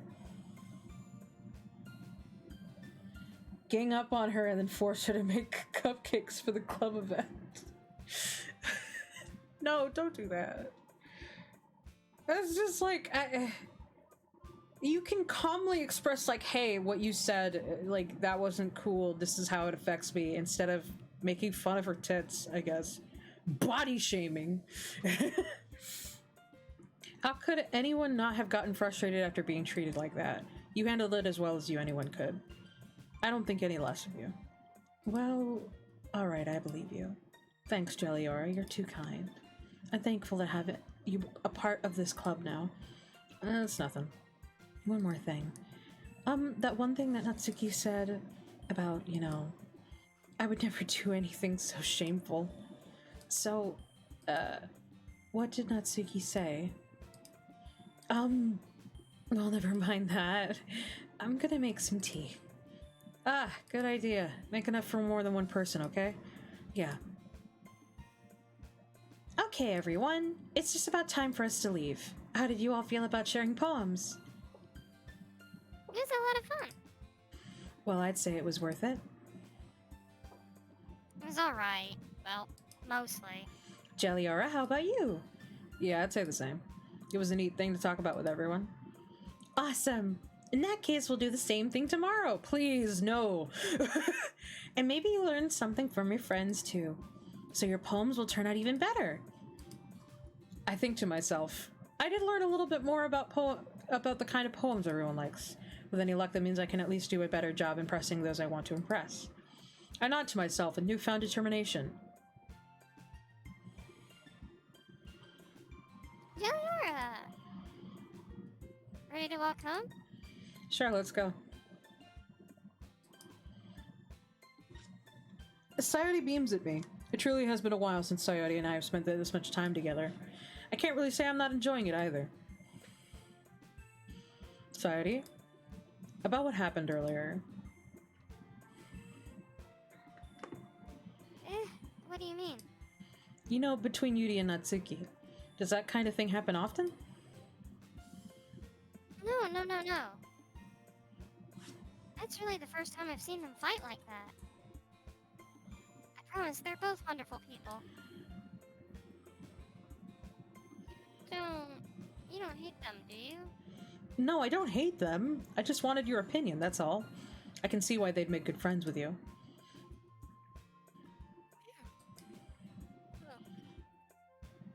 You know, Jeliora, it's nice that I get to spend time with you in the club. But I think seeing you get along with everyone is what makes me the happiest. And I think everyone really likes you, too. That's... Twirl the nose?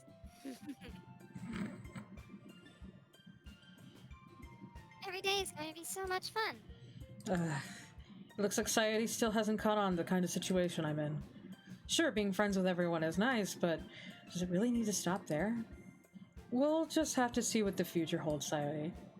I pat Sayori on the shoulder. I said that more to myself than to her, but it's easy to use Sayori as an internal monologue sometimes. Okay.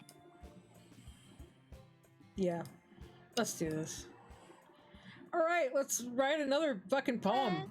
5 of us. Misfortune, whistle, judgment, eternity. Eternity! Let's do this to deliberately impress Yuri. Existence? Time, whisper, precious, heaven sent. Whisper? Blanket, unending, meager, skipping, romance, dazzle, lipstick, comfort, hurt. Sweet, together, fickle, clumsy, anxiety. Anxiety?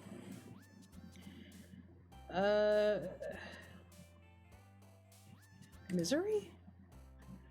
I want ambient, doki doki, vibrant sadness, music, pleasure, vivacious. Vivacious? Breathe, prayer, fantasy. Fantasy! Oh no, that's her, that's right. Papa, hopeless, playground kitty, infinite. Infinite? Lollipop, rainbow, treasure, contamination, color, depression. Depression! Entropy, unrestrained, jumpy, fluffy, pure, death. Wow, okay, society. Society? You good, bruh? Captive? Atone. Disarray, sunny, secretive. Secretive? Scars, spinning, peaceful, fashion. Scars? Society, are you okay? You The good? answer is no. Graveyard, nibble, journey, cute, charm, skirt, giggle, vitality. Vitality? Unstable. Universe. Alright, I think we have mostly impressed Yuri. Another day passes, and it's time for the club meeting already. I've gotten a little more comfortable here over the past couple of days. Entering the club room, the usual scene greets me. Hi, Jeliora. Yo, Sayori. Looks like you're in a good mood today.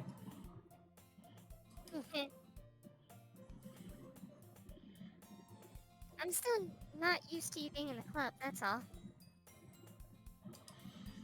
I see. That's a pretty simple thing to get you in the mood, good mood, but I guess it's always the simple things with you anyway. Speaking of which, I'm kind of hungry.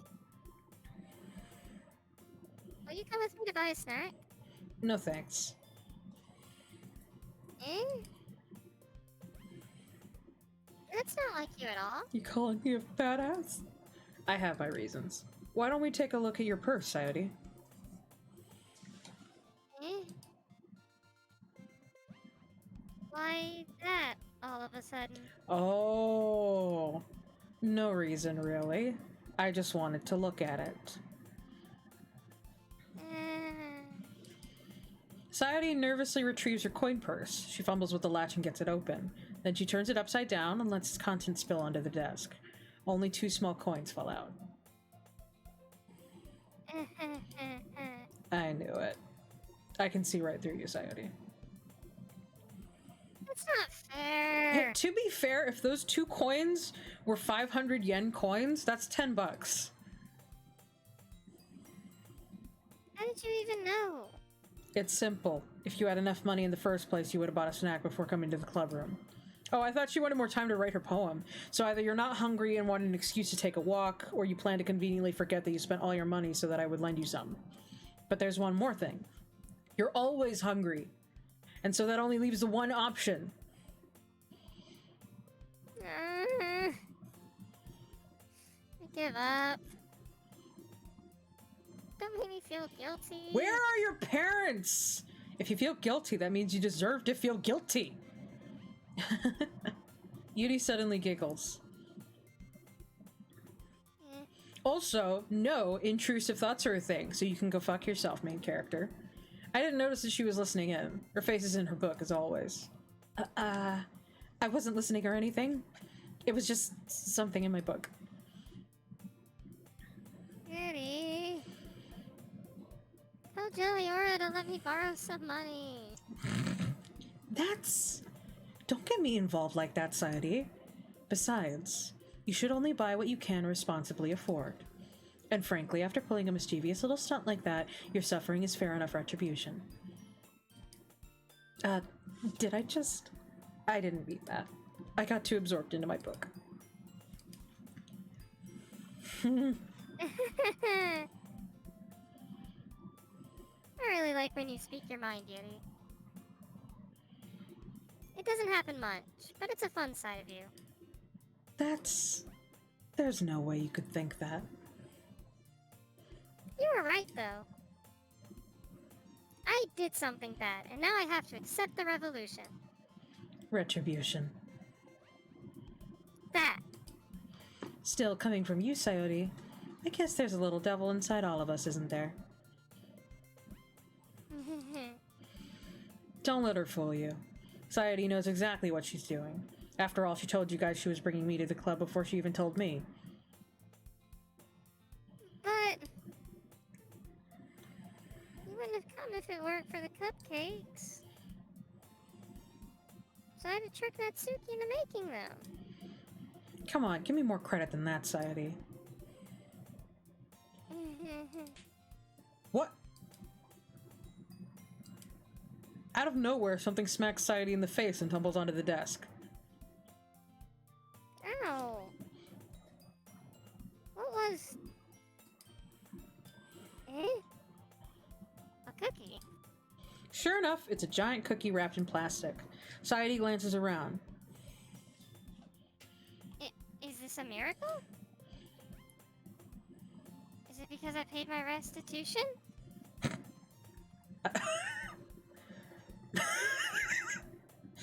Alright. Retribution.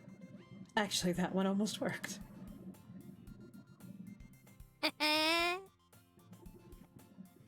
I was just gonna give it to you. But then I heard you blab about the cupcakes. It was totally worth seeing your reaction, though. Sayuri definitely seems like the type of person to get smacked in the face with a cookie and thank God.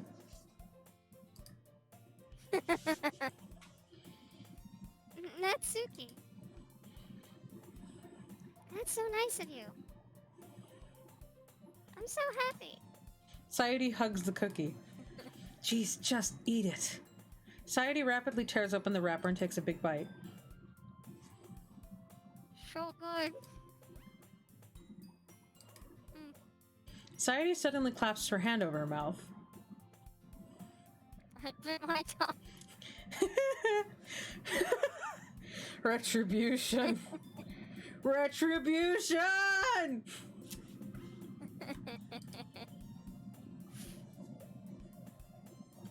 You're going through a lot over just one cookie. Natsuki takes a bite of her own cookie. Yours looks really good too, Natsuki. Can I try it? Jeez. Beggars can't be choosers. But yours is chocolate. Yeah, why do you think I gave you that one? Fine. Still, really happy that you shared this one with me. Sayori gets out of her seat and goes behind Natsuki, then wraps her arms around her. Ah, jeez. I get it, I get it. Cookie still in hand, Natsuki reaches up to nudge Sayori off of her. Sayori suddenly leans down and takes a bite out of Natsuki's cookie. Hey! Did you seriously just do that?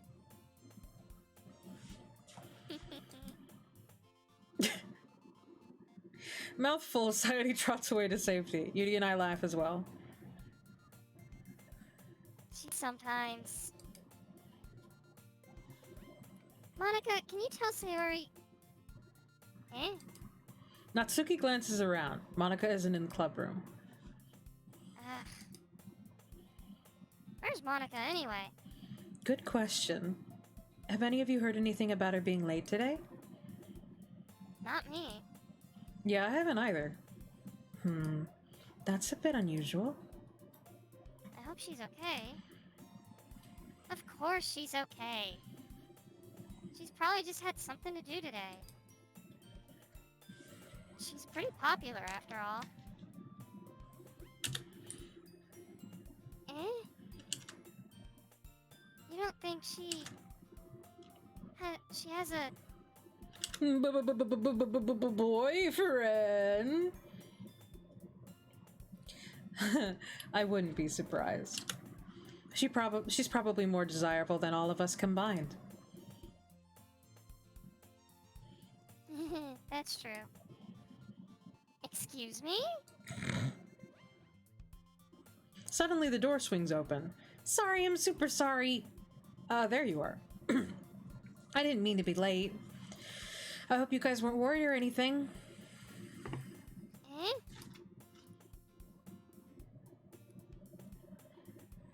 Monica chose the club over her boyfriend after all. You're so strong-willed. But boyfriend? What on earth are you talking about? Monica quizzically glances at me. Never mind that. What held you up anyway? Well, my last period today was study hall. To be honest, I kind of just lost track of time.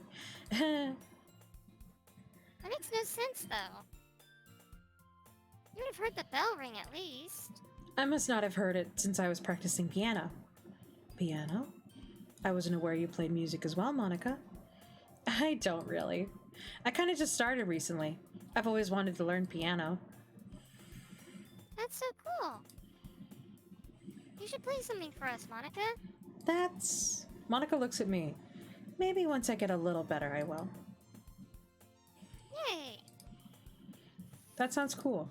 I'd also look forward to it. Is that so?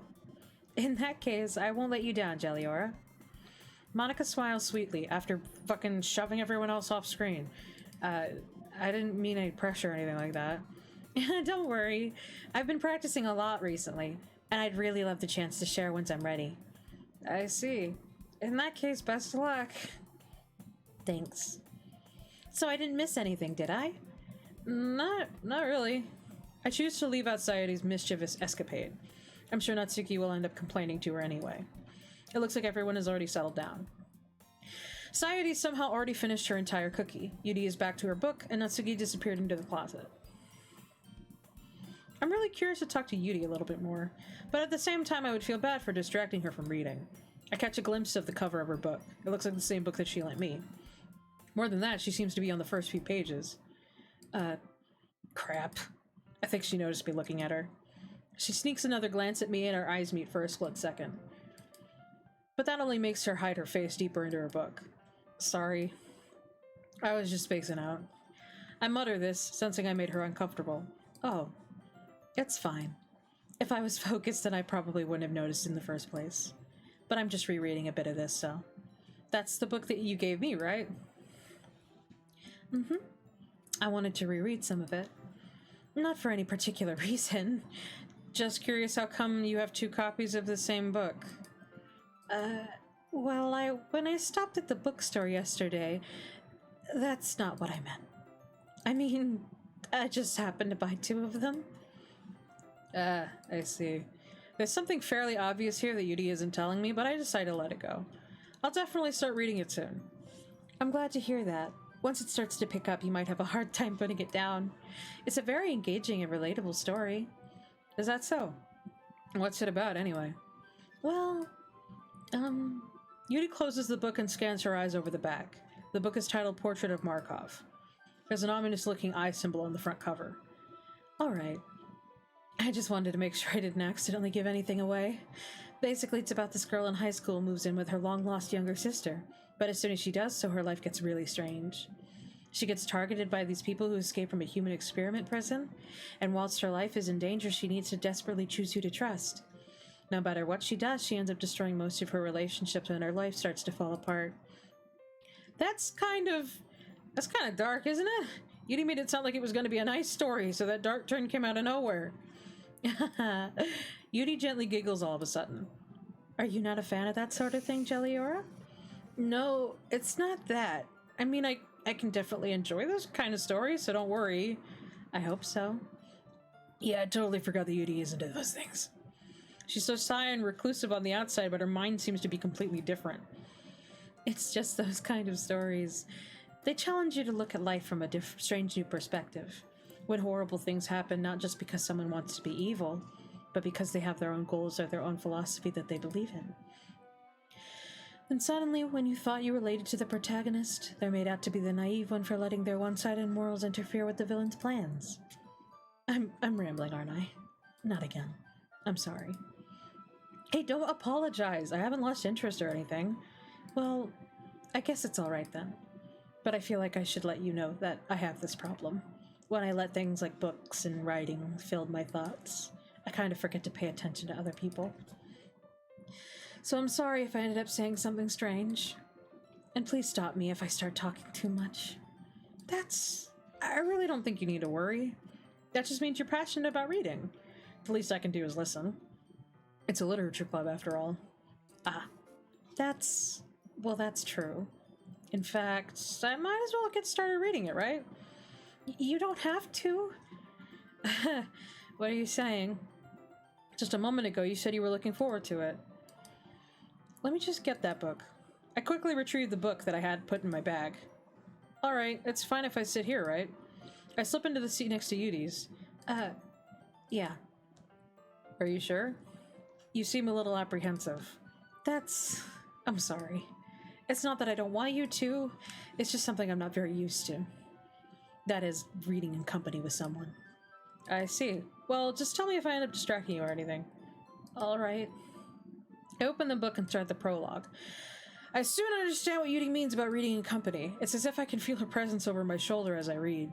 It's not a particularly bad thing, maybe a little distracting, but the feeling is somewhat comforting. Yudi is in the corner of my eye. I realize that she's not actually looking at her own book. I glance over. It looks like she's reading from my book instead. Sorry. It was just... Yudi, you really apologize a lot, don't you? I do? I don't really mean to. Sorry. I mean... Here, this should work, right? I slide my desk until it's up against Yudi's and hold my book more between the two of them. I suppose so. Yudi timidly closes her own copy.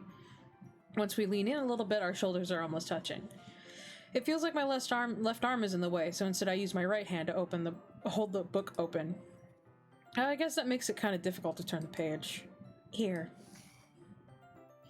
Yudi takes her left arm and holds the left side of the book between her thumb and forefinger. I do the same with my right arm on the right side of the book. That way I can turn a page and Yudi slides it under her thumb after it flips to her side. But in holding it like this, we're huddled even closer together than before. It's actually kind of distracting me. It's as if I can feel the warmth of Yudi's face and she's in the corner of my vision. Are you ready? To turn the page. Sorry, I think I got a bit distracted for a second. I glance over at Yudi's face again and our eyes meet. I don't know I'll be able to keep up with her. That's okay. You're not used to reading, right? I don't mind being patient if it takes you a bit longer. It's probably the least I could do, since you've been so patient with me. Yeah, thanks. We continue reading. Yudi no longer asks me if I'm ready to turn the page. Instead, I just assume that she finishes the page before me, so I turn it by my own volition. We continue the first chapter in silence. Even so, turning each page almost feels like an intimate exchange, my thumb gently letting go of the page, letting it flutter over to her side as she catches it under her own thumb. Hey, Yuri? This might be a silly thought, but the main character kind of reminds me of you a little bit. You think so? How does she? Well, I guess she's more blunt in a lot of ways, but she also second-guesses all the things that she says and does. Like she's afraid she'll do something wrong. It's not like I can see into your head or anything. But they're kind of reminiscent of some of your mannerisms. I see. Yuri remains silent for a moment. But, Jelliora, that's probably a terrible thing to have in common with her. That's so embarrassing that you think that. Wait, I didn't mean it in a bad way. Sorry, I really didn't know you were self-conscious about that sort of thing. I guess I more meant that it's kind of cute. What are you saying all of a sudden? Okay, everyone. I think it's about time we shared today's poems with each other. We might not have enough time if we wait too long. Yuri exhales, spared from finishing her thought. Is that all right, Yuri? You look kind of down. I'm sorry if you haven't been looking forward to this. It's fine. Yuri releases her hand from the book, causing it to close on top of my thumb. Alright, I guess I'll do some more reading tonight. Or would you prefer I only read it with you? I guess I don't mind. I don't have too much of a preference in either way. In that case, I'll read a little more tonight. It'll probably be more fun to read with you after it picks up a bit, you know? That's good reasoning. In that case, I feel free to finish the first chapters in your own time. Alright. I stand up. I make a mental note of where I left off in the book, then slip it back into my bag. Then get a bookmark! Bookmark! Bookmark! Let's go with Monica this time. Hi again, Jelliora. How's the writing going? Alright, I guess. I'll take that. As long as it's not going bad. I'm happy that you're applying yourself. Maybe soon you'll come up with a masterpiece. I wouldn't count on that. You never know. Want to share what you wrote for today? Sure, here you go. I gave my poem to Monica. All right. Great job, Jelliora. I was going ooh in my head while reading it. It's really metaphorical. I'm not sure why, but I didn't expect you to go for something so deep. I guess I underestimated you. It's easiest for me to keep everyone's expectations low. That way it always counts when I put in some effort. Yeah. That's not very fair. Well, I guess it worked anyway. You know what Yuri likes this kind of writing, right? Writing that's full of imagery and symbolism. Unlike Sayuri, who likes using simple and direct words to describe happiness and sadness. Out of nowhere question, but do you have plans to make a supercut of the FNAF streams? Maybe?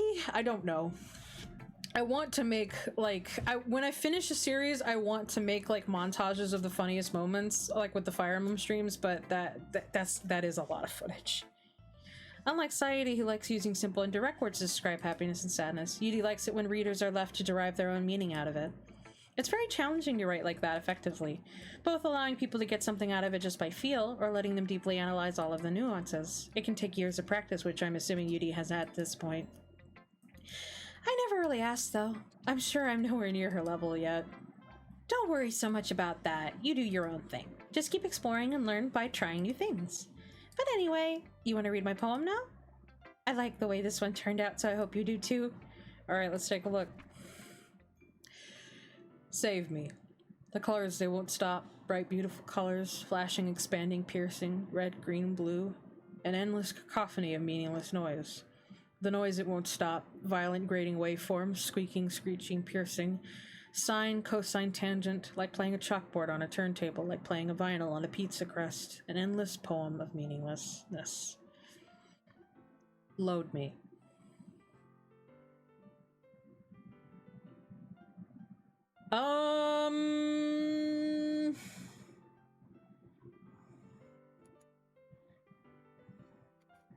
This hell is never Susie! Huh. It's even more abstract than your last one, huh? I guess it's just the way I write. I'm sorry if you don't like it. No, I never said that. It's just kind of a thing I've never really seen before, I guess. I kind kind of like playing with my space on the paper. Choosing where and how to space your words can totally change the mood of the poem. It's almost like magic. The way I wrote the lines really short makes it feel like they're trying to speak over the noise. I see. It's still hard for me to tell what it's about, though. Sometimes asking what a poem is about isn't the right question. A poem can be as abstract as a physical expression of a feeling, or a conversation with the reader. So putting it that way, not every poem is about something. Anyway, here's Monica's writing tip of the day. Sometimes you'll find yourself facing a difficult decision. When that happens, don't forget to save your game. You never know when you might want to change your mind, or when something unexpected may happen. Wait, is this tip even about writing? What am I even talking about? That's my advice for today. Thanks for listening.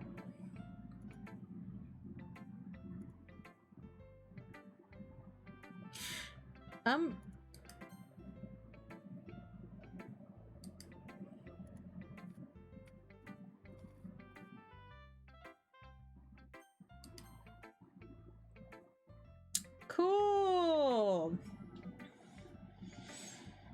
Interchangeable outfits or something because you're back for the pink jet. Yeah, I have a bunch of different outfits for different things. Let's go to the society. Ooh. I like this one, Jelliora. Has some nice feelings in it. I'm glad. Still, though, your tone makes it sound like you liked yesterday's poem better. I guess you caught me. Sometimes you know me a little too well for my own good. Well, don't just try to be nice about it. If I'm doing a bad job, then I'd rather just hear it. No. I still like this one, I promise. You know I wouldn't lie to you, Jelliora. You literally lied to me this morning about snacks. You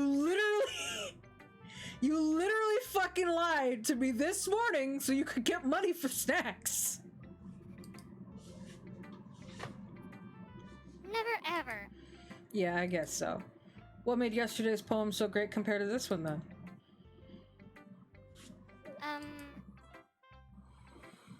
Well, I'm not very good at figuring out if poems are good or bad. But that's why I just go by my heart. If it makes me feel things, then it must be a good poem. I'm not sure that's exactly how it works. Then again, I guess conveying feelings is an important part of this whole thing. Yeah, maybe. Honestly, I don't even know what kind of writing you like in the first place. Apparently stuff with a lot of depression. Yeah. Don't worry about it. Me neither. Ugh. Why don't you at least try giving it some thought? You want to write something for me? That's so sweet. Yeah, right. But you're always thinking about other people. You need to think about yourself once in a while. If you don't, you might end up getting hurt at some point. Eh? Well, I don't really know what you mean, but I'll try to keep it in mind. Well, whatever. Anyway, let's see.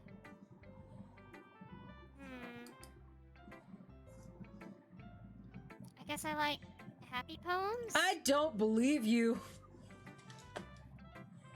Wait, sometimes I like sad poems too. I believe you more.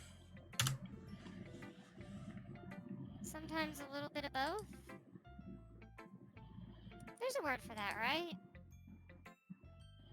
What's the word I'm looking for? Bittersweet. Yeah. I like things that are happy and things that are sad. So like dark chocolate. Happy and sad. I can't see you liking something sad, Sadie. Well, I like happy the most. Sure.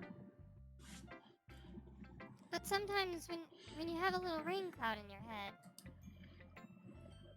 a sad poem can help give the rain cloud a little hug. It make a nice happy rainbow.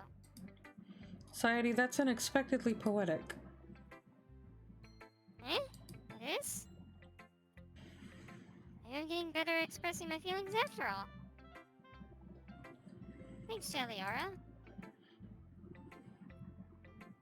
I should go write that down then. You can read my poem now, okay? Bottles! I pop off my scalp like the lid of a cookie jar. It's the secret place where I keep all my dreams. Little balls of sunshine all rubbing together like a bundle of kittens. I reach inside my thumb and forefinger and pluck one out. It's warm and tingly. But there's no time to waste. I put it in a bottle, keep it safe. And I put the bottle on the shelf with all the other bottles. Happy thoughts, happy thoughts, happy thoughts, and bottles all in a row. My collection makes me lots of friends, each bottle a starlight to make amends. Sometimes my friends feel a certain way. Down comes a bottle to save the day. Night after night, more dreams. Friend after friend, more bottles. Deeper and deeper my fingers go, like exploring a dark cave, discovering the secrets hiding in the nooks and crannies, digging and digging, scraping and scraping. I blow dust off my bottle caps. It doesn't feel like time elapsed. My empty shelf could use some more. My friends look through my locked front door. Finally, all done, I open up and in come my friends. And then in they come in such a hurry. Do they want my bottles that much? I frantically pull them from the shelf, one after the other, holding them out to each and every friend, each and every bottle. But every time I let one go, it shatters against the tile between my feet. Happy thoughts, happy thoughts, happy thoughts, and shards all over the floor. They were supposed to be for my friends who aren't smiling. They're all shouting, pleading something. But all I hear is echo, echo, echo, echo, echo inside my head. Oh, holy crap. Sayori, did you really write this? Of course I did. Didn't I tell you yesterday I was gonna write the best poem ever? Yeah, but I mean, I didn't expect something like this coming from you. Monica taught me a whole lot. I can see. I've been really in touch with my feelings recently. I see that. It's almost kind of creepy. Creepy? Well, not exactly. Maybe because I'm so used to you being cheerful. Well, never mind. I'm thinking too hard about it. The point is, it came out good, so you should be proud of it. Aw, thanks. I feel like I was meant to express myself this way. Even if it helps me understand my own feelings a bit better. Writing is like magic. You've gotten pretty passionate about this, huh? I hope you keep it up. Yeah. Writing is the best. I'm gonna keep writing until I die. Don't get ahead of yourself. Society has always had a habit of getting obsessed with something before dropping it no more than a week later. I wonder if this is one of those times. But seeing the passion in her eyes makes it hard for me to be pessimistic. Let's go to Natsuki. I sold my soul for poetry. Susie, I'm gonna fucking throw you. I'm gonna throw you like Shining Armor throws Cadence.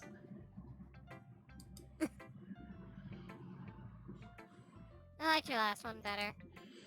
Really? Well, yeah, I can tell you were a little more daring with this one. But you're really not good enough for that yet? It fell flat. Oh, ouch, thanks. That may be true, but I just wanted to try something different. I'm still figuring this all out. I mean, I always like poems that aren't trying too hard. I hate when people try to sound fancy or add more meaning just by using annoying and complicated language. Maybe I was wrong about you going to r/I'm very smart. Just make it simple, cute, and to the point. Yuri's head over heels for all this cryptic nonsense, but I see right through that BS. Making your reader look so hard for all this deep meaning is just an excuse to have no meaning at all. I guess that's one way to look at it. Everyone has their own opinion.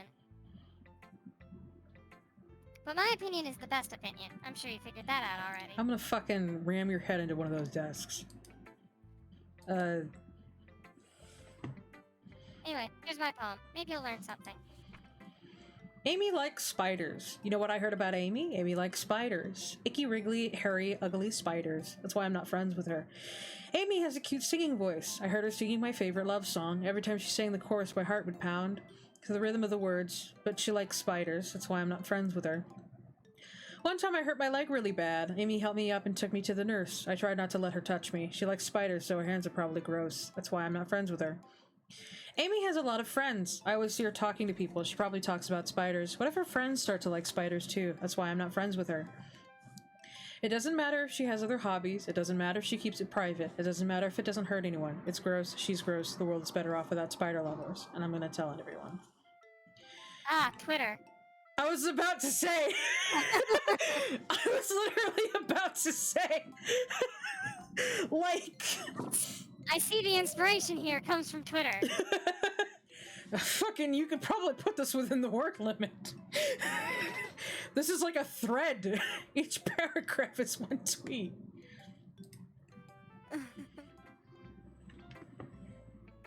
It's not bad, right? It's quite a bit longer than yesterday's. Yesterday's was way too short. I was just warming up. I hope you didn't think that that was the best I could do. No, of course not. Anyway, the message is pretty straightforward in this poem. Oh, no, really? I doubt I have to explain it.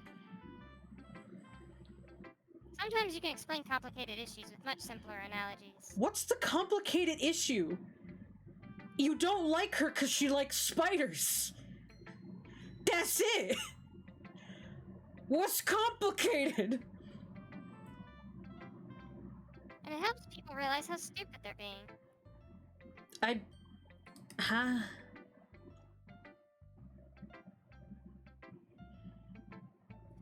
anyone would agree that the subject of this poem is an ignorant jerk. Okay, thank goodness this is not your way of thinking. Do you know people like that? Of course. It's about how everyone thinks my... You know what, that doesn't matter. It can be about anything. I wrote it to be easy to relate to. So she wrote about Twitter. She wrote about Twitter. This isn't like her absolute way of thinking.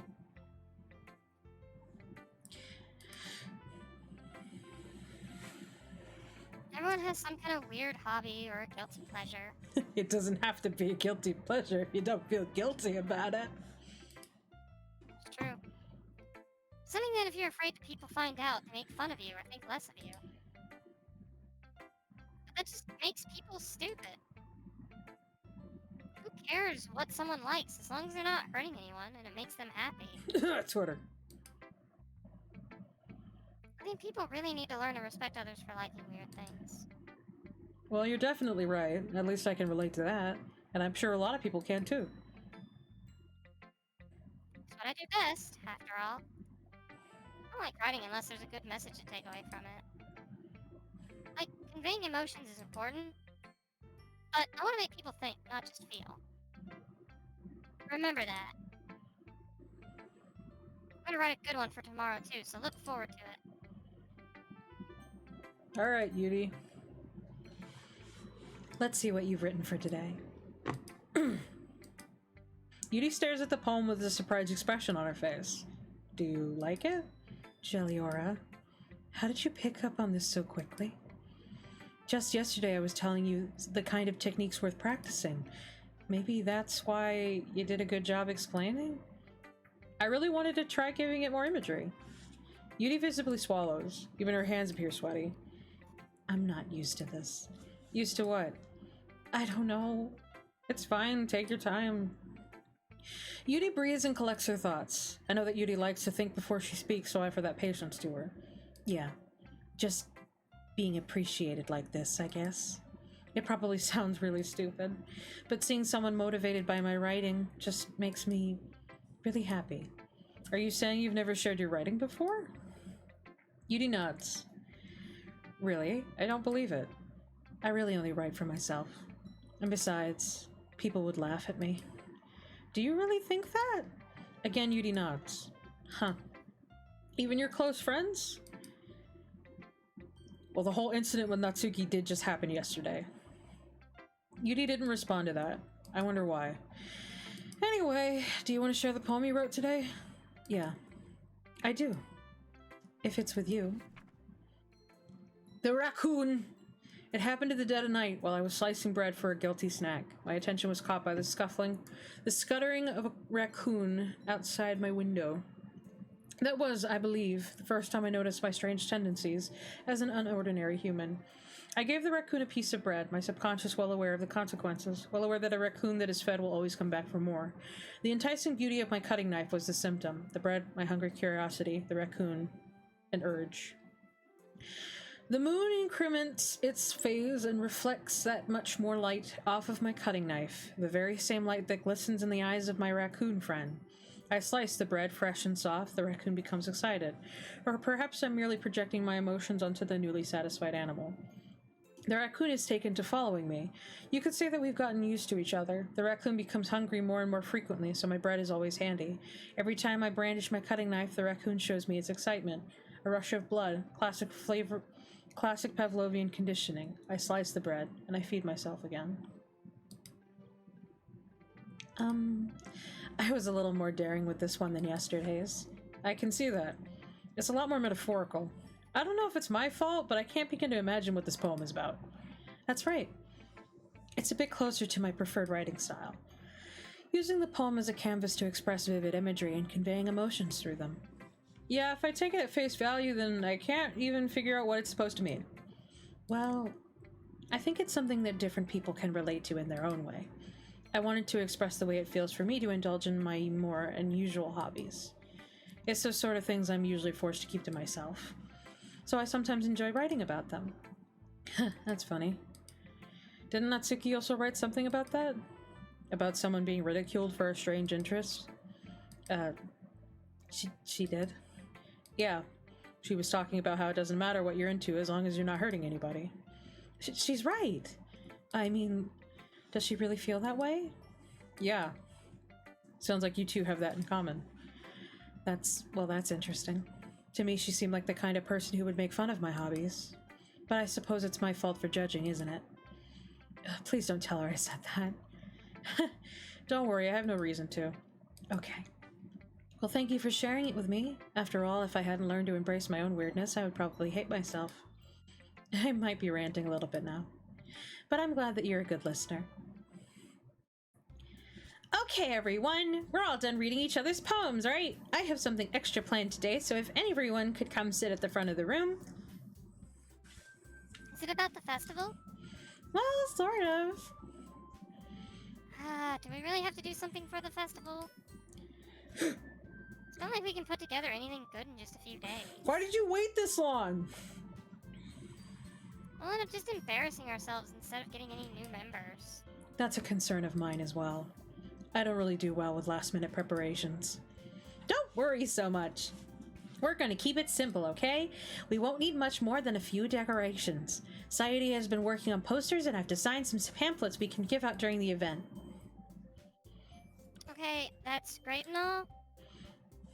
But that doesn't tell us what we're actually going to be doing for the event. Sorry, I thought you heard about it already. We're going to be performing. Performing? What? Monica? Yeah, we're going to have a poetry performance. Each of us are going to choose a poem to recite during the event. But the cool part is, we're also going to let everyone else come up and recite poems too. Sayuri's putting it all on the posters in case anyone wants to prepare ahead of time. Sayuri, who's been coloring a poster, holds it up for us to see. Are you kidding me, Monica? You didn't already start putting those posters up, did you? Well, I did. Do you really think it's that bad of an idea? Well, no. It's not a bad idea. I didn't sign up for this, you know? There is no way I'm gonna be performing in front of a group of people like that. I agree with Natsuki. I could never in my life do something like that. Imagining it, Yuri shakes her head in fear. Guys... No, Sayuri, I understand where they're coming from. Remember that Natsuki and Yuri have never shared their poems with anyone until just a couple days ago. It's a lot to ask for them to recite their poems out loud to a whole room of people. I guess I kind of overlooked that, so I'm sorry. But I still think we should give it our best. We're the only ones responsible for the fate of this club. If we start the event and each put on a good performance, then it will inspire others to do the same. And the more people who perform, the better we'll be able to show everyone what literature is all about. Yeah. It's about expressing your feelings. Being intimate with yourself. Don't say it like that. That just sounds like masturbating. Finding new horizons. And having fun. That's right. And it's those reasons that we're all in this club today.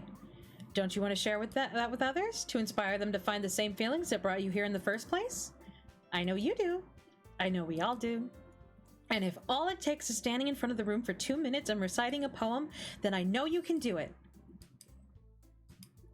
Natsuki and Yuri remain silent. Sayori looks worried.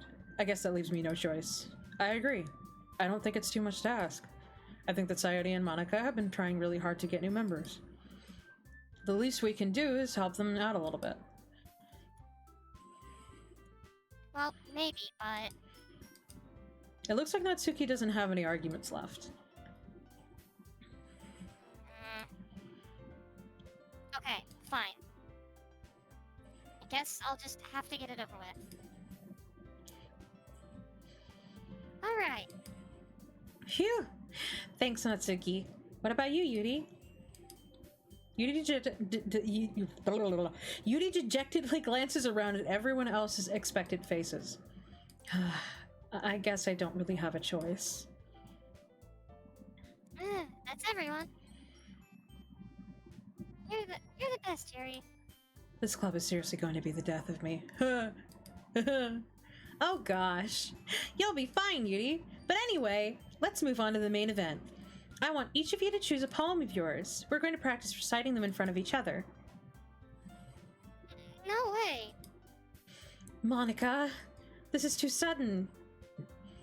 Well, if you can't recite your poems in front of the club, how do you expect to do it in front of strangers? Oh no. Don't worry. I'll start off to help everyone feel a little more comfortable. Can I go next? Of course. Now let's see. Monica flips through her notebook to the specific poem she has in mind for herself. She then stands behind the podium.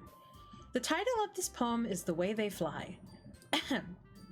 Monica begins reciting her poem. Her clear, confident voice fills the room. More than that, her inflection is pristine. She knows exactly how to apply emotion behind each line she recites, bringing the words to life. Is this something she's done before, or is she simply a natural? I glance around me. Everyone has their eyes on Monica. Sayori looks amazed. Yuri has an intense expression on her face that I don't understand. Finally, Monica finishes the recitation. The four of us applaud. Monica takes a breath and smiles.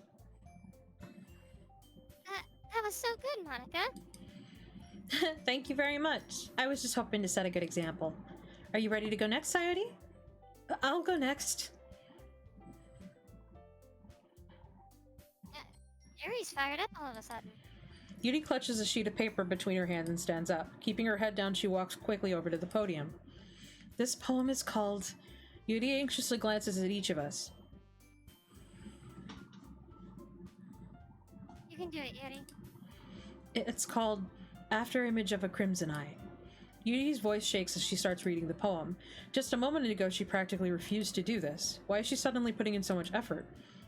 As Yuri gets past the first couple of lines, her voice changes. It's almost like what happens when Yuri gets absorbed into her books. Her quavering words transform into the sharp syllables of a fierce and confident woman. The poem is full of twists and turns in its structure that she enunciates with perfect timing. This must be a rare glimpse into the whirling fire Yuri keeps concealed inside her head. Suddenly, she's finished. Everyone is stunned. Yuri snaps back into reality and glances around her as if she bewildered even herself. It's up to me to save the situation. I'm the first to start applauding. Everyone joins me afterward, and we give Yuri the recognition she deserves. It's not that we don't want to applaud for her, but we were caught so off guard that we must have forgotten. As we applaud, Yuri holds the poem to her chest and rushes back into her seat. Yuri, that was really good. Thank you for sharing. Looks like Yudi is down for the count. Okay. Guess I'm next then. Sayadi hops onto her, out of her chair, and cheerfully walks to the podium. This one's called My Meta.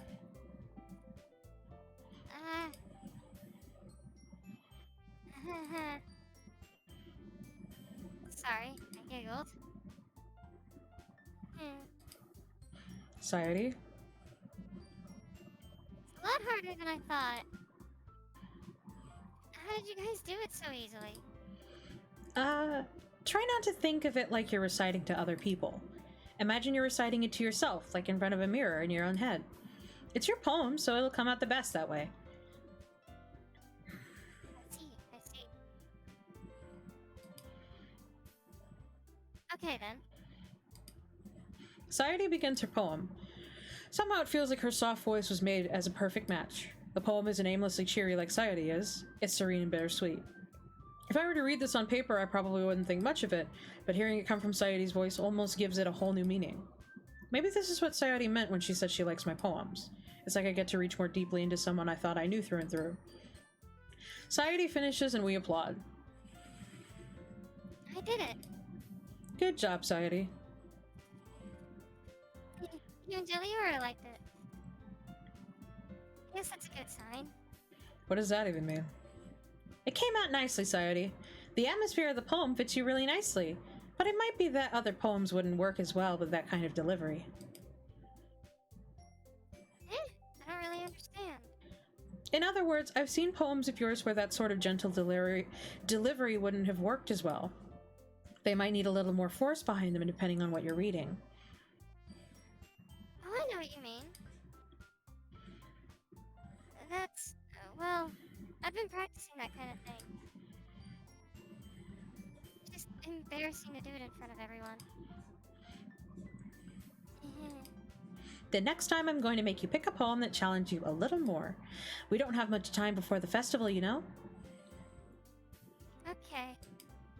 Now, who's next? Natsuki?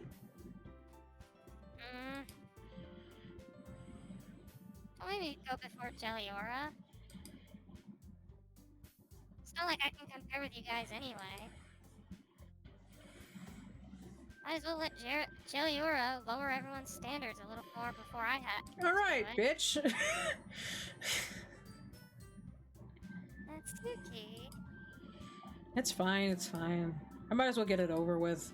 But it's not like I have much of a selection of what to read. I'll just have to go with what I wrote for today. Can we please learn what you wrote? I stand up and step in front of the podium. Everyone has their eyes on me, making me feel terribly awkward. I recite my poem. Since I'm not exactly confident in my own writing, it's hard to put energy into it. Despite that, once I finish, I receive applause anyway. Sorry, I'm not really good as everyone else. Don't worry about it so much. I think it's less about your abilities and more about your lack of confidence in your writing. That's something that'll improve over time, though. Yeah, maybe. Alright then. That just leaves you, Natsuki. Yeah. I'm going. Natsuki begrudgingly gets out of her seat and makes her way to the podium. The poem is called... It's called... Why are you all looking at me? Because you're presenting.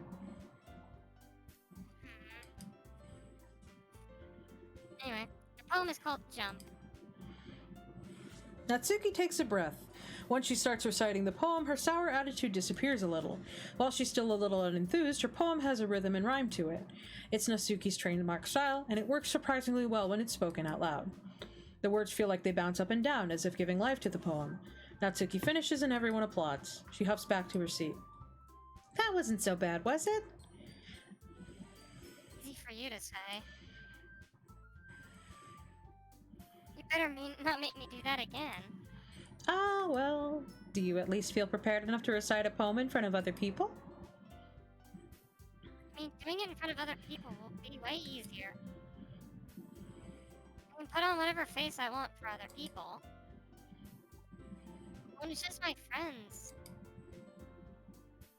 It's just embarrassing. That's a surprise, Natsuki. way around for me. That's just how it is, so I kind of get that. Well, I guess in that case, you won't have much to worry about for the festival. That said, I want to thank everyone for coming through. It might be hard, but I hope that you all have an idea of what it's like now. Make sure to pick up home and get enough practice before the festival, okay? I'll be making pamphlets. Ah! Someone threw something at me. Hello! Hide Kinishi. What up, man? Woman? They, them? I don't know. What up, Hide Kinishi? Welcome to the chat. I'll be making pamphlets, so let me know ahead of time that you'll be reciting. Jeez, I should probably find some other poem to recite instead. That's fine too. It doesn't have to be your own. I'm already pleasantly surprised that you're putting in all this effort for the club. It makes me really happy. Yeah, no problem. Okay, everyone. I think that's about it for today. I know the festival is coming up, but let's try to write poems for tomorrow as well. It's been working out really nicely so far, so I'd like to continue that. As for the festival, we'll finish planning tomorrow, and then we'll have the weekend to prepare. Monday's the big day. I can't wait. I can do this. I can do this. All right. I stand up. There's no way I'll be able to find the same enthusiasm as Sayori and Monica, but I'll do my best to get through it. If it's for the sake of the club and impressing Monica, then I'll have to do my best. Ready to go, Sayori? Yep. Look at you two, always going home together like that. It's kind of adorable, isn't it? Jeez, guys. Don't make such a big deal out of it. It must be a little nice, though. Well, how am I supposed to respond to that? It's okay, Jelliora, you don't have to say it. Whatever, let's go already. I walk home with Sayori once more. Even though it's only been a few days, a lot of things have already changed. But today Sayori is being a little quieter than usual on the way home. Hey, Sayori? Sorry, I was spacing out. Ah, no wonder. I was thinking about something from earlier. I like how we get to... I mean, Sayori fumbles with her words. let's just say that one day, Yuri has to walk home with you. Huh? What would you do? What kind of question is that? You're kind of putting me on the spot here.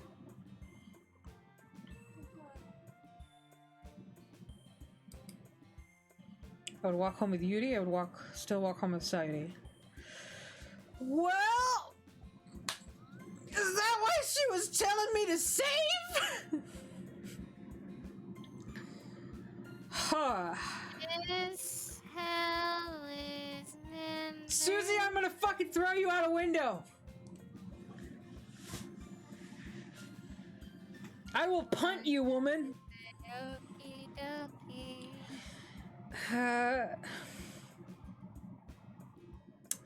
Well, I've known Sayori for longer, so to just kind of blow her off would be kind of a shitty thing to do, I guess. Alright, I'll walk home with you. Sayori, you really think I would ditch you for Yuri? Eh? But she's so beautiful and smart. Jeez. I already see her in the club every day. Besides, you always seem to really like going home together. I wouldn't just ruin that for you. You're so silly, Jelliora. You think about me too much sometimes. Yuri would deserve it if she wanted it, so... Sayori, I've already made up my mind. I really can't figure you out sometimes. Sorry. Besides, what's the point in speculating something that's never gonna happen? The conversation trails off.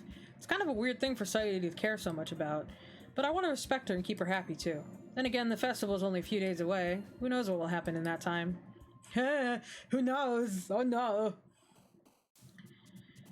Alright. I have impressed you. I probably should have been saving before these. But I'll probably do that on my own playthrough.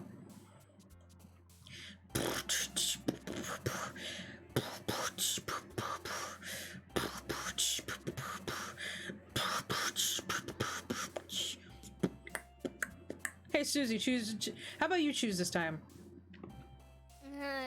Why? I don't know, just to pick random words.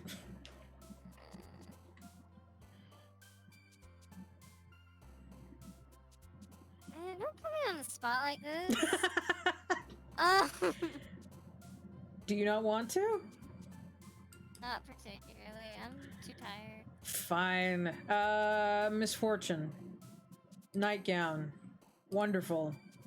Unending. Philosophy. Uncanny. Incapable. Raindrops. Disown. Grief. Portrait. Vitality?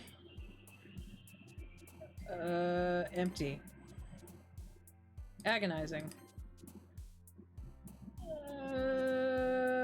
Death. Shame. Inferno.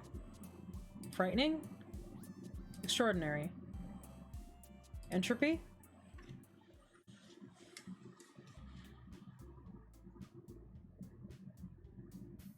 Oh my god, ow, my ear. Oh man. I'm the last one here again? Don't worry, I just walked in too. Were you practicing piano again? Yeah. You must have a lot of determination, starting this club and now picking up piano. Well, maybe not determination, but I guess passion. Remember that the club wouldn't be here if it wasn't for all of you.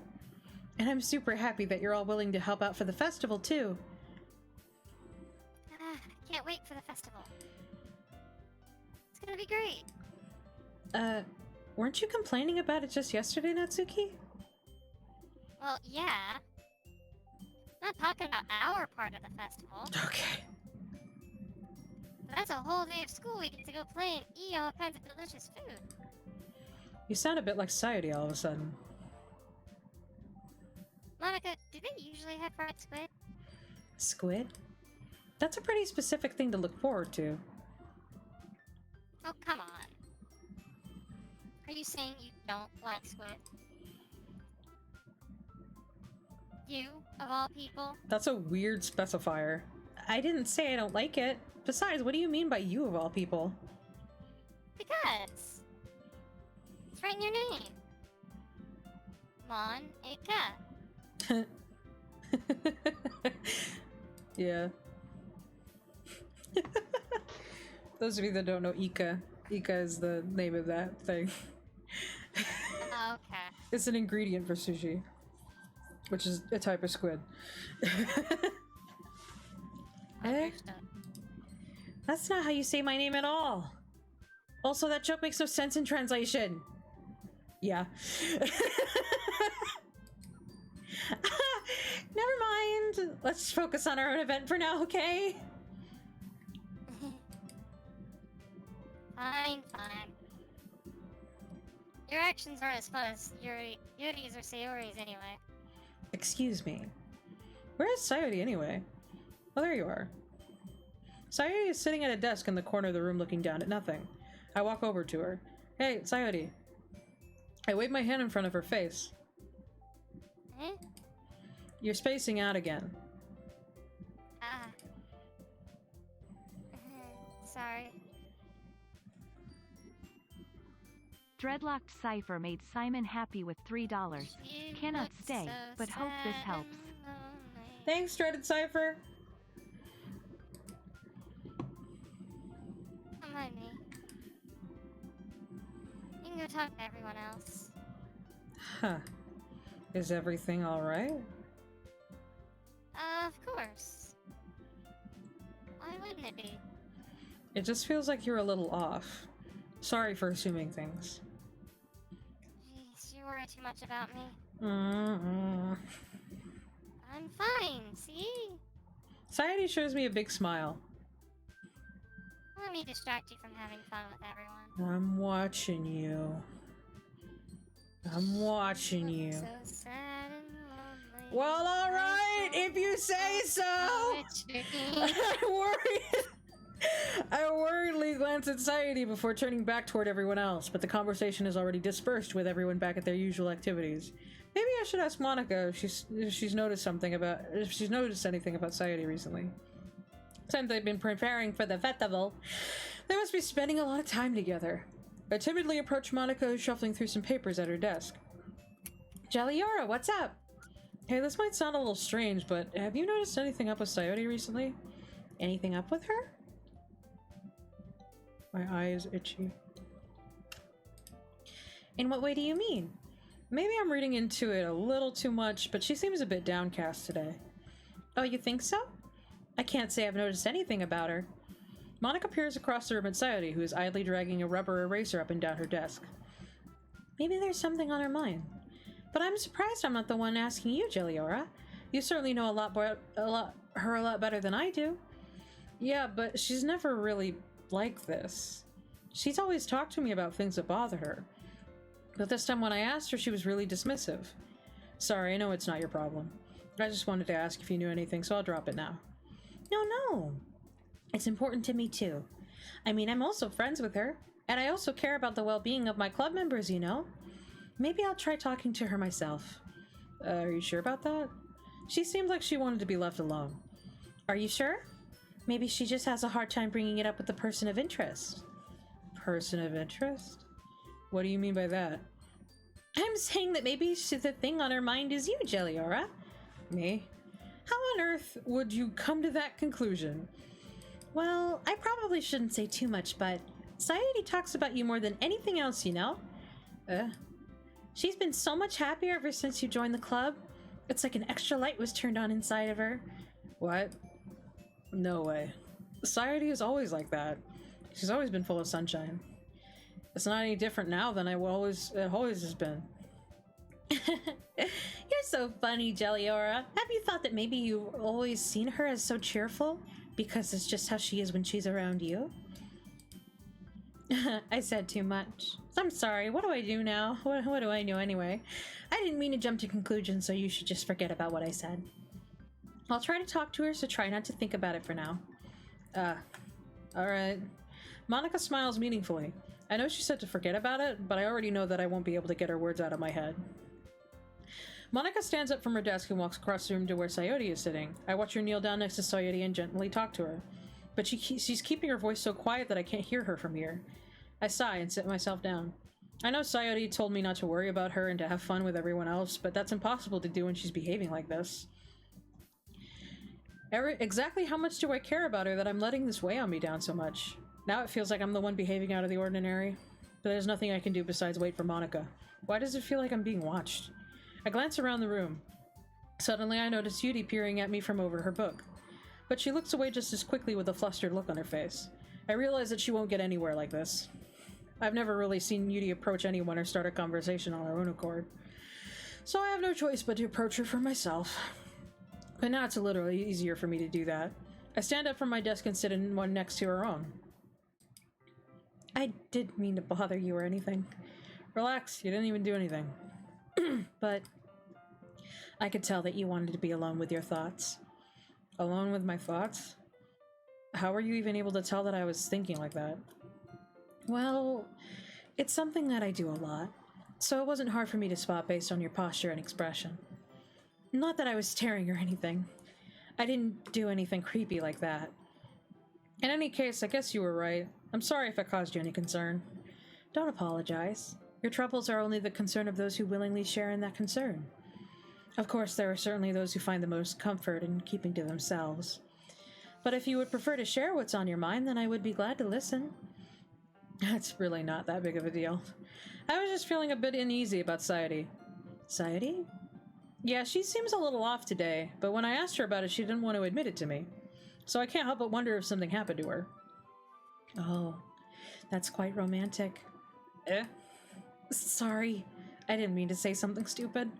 It's not that. I just didn't want you to misunderstand. Sayori and I have just been friends for a long time, that's all. Ah, I see. Then perhaps it's unusual for her to be dismissive to you about her feelings. Or maybe I'm just reading into it a little too much. Jelliora, the world is full of meaning, often hidden deep beneath plain sight.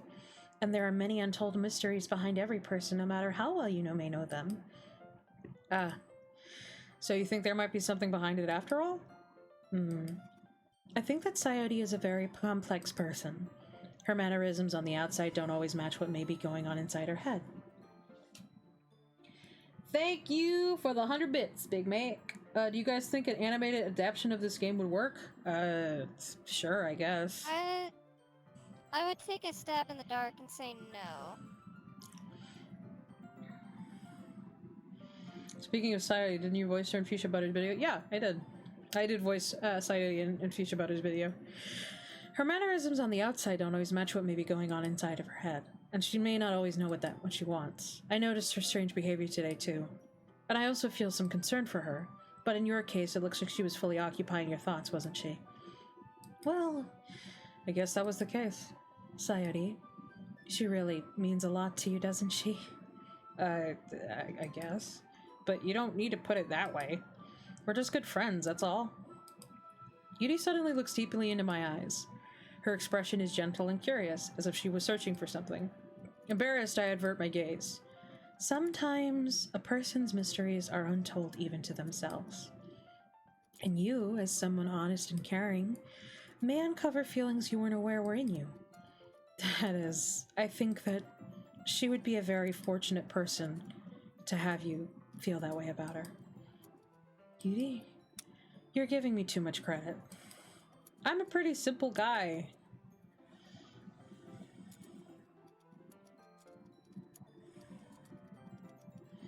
So I think I'm pretty good at understanding my own feelings. I'm not nearly as sophisticated as you.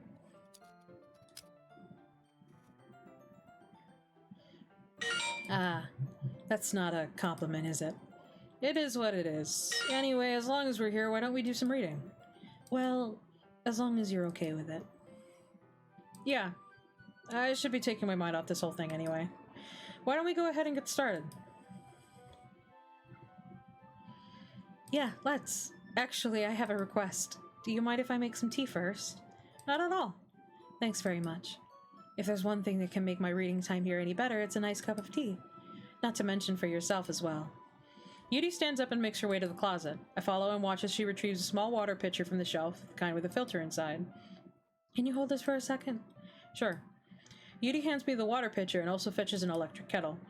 I'm going to plug this in at the teacher's desk, and then we'll go get some water. She walks past me and sets the kettle down on the teacher's desk. I simply watch her movements. To my surprise, the way she moves really contrasts her speaking mannerisms. Especially because of her long legs, Yuri appears elegant and methodical. Okay, may I have the water pitcher? Thanks. I'll be right back. I might as well walk with you. Yeah, why not? Shall we go then? Yeah. Where are you two off to? Yuri was gonna make some tea, so I suddenly realized how weird it sounds to explain this to Monica. We're just filling the water pitcher. Okay. Sorry, I was just a bit curious. That's kind of a one-person job, isn't it? Monica, please mind your own business for once. Or do you want to tell me there's something wrong with helping involve Jelliora in club activities? Huh? My mouth gapes. I suppose there's nothing wrong with that. Then let's go, Jelliora. Ah. Yuri quickly exits the room and I follow. What was that? What was that? You good, bruh? Once in the hallway, she suddenly puts her forehead against the wall. I spoke without thinking. How could I say something like that? Yuri? Something about the way she said that. It made me feel so irritated. What's wrong with me? No, Yuri, I think you did the right thing. I wasn't expecting it, but it's also not right for Monica to judge people like that. Jelliora? How come even when I do something bad, you're being nice to me?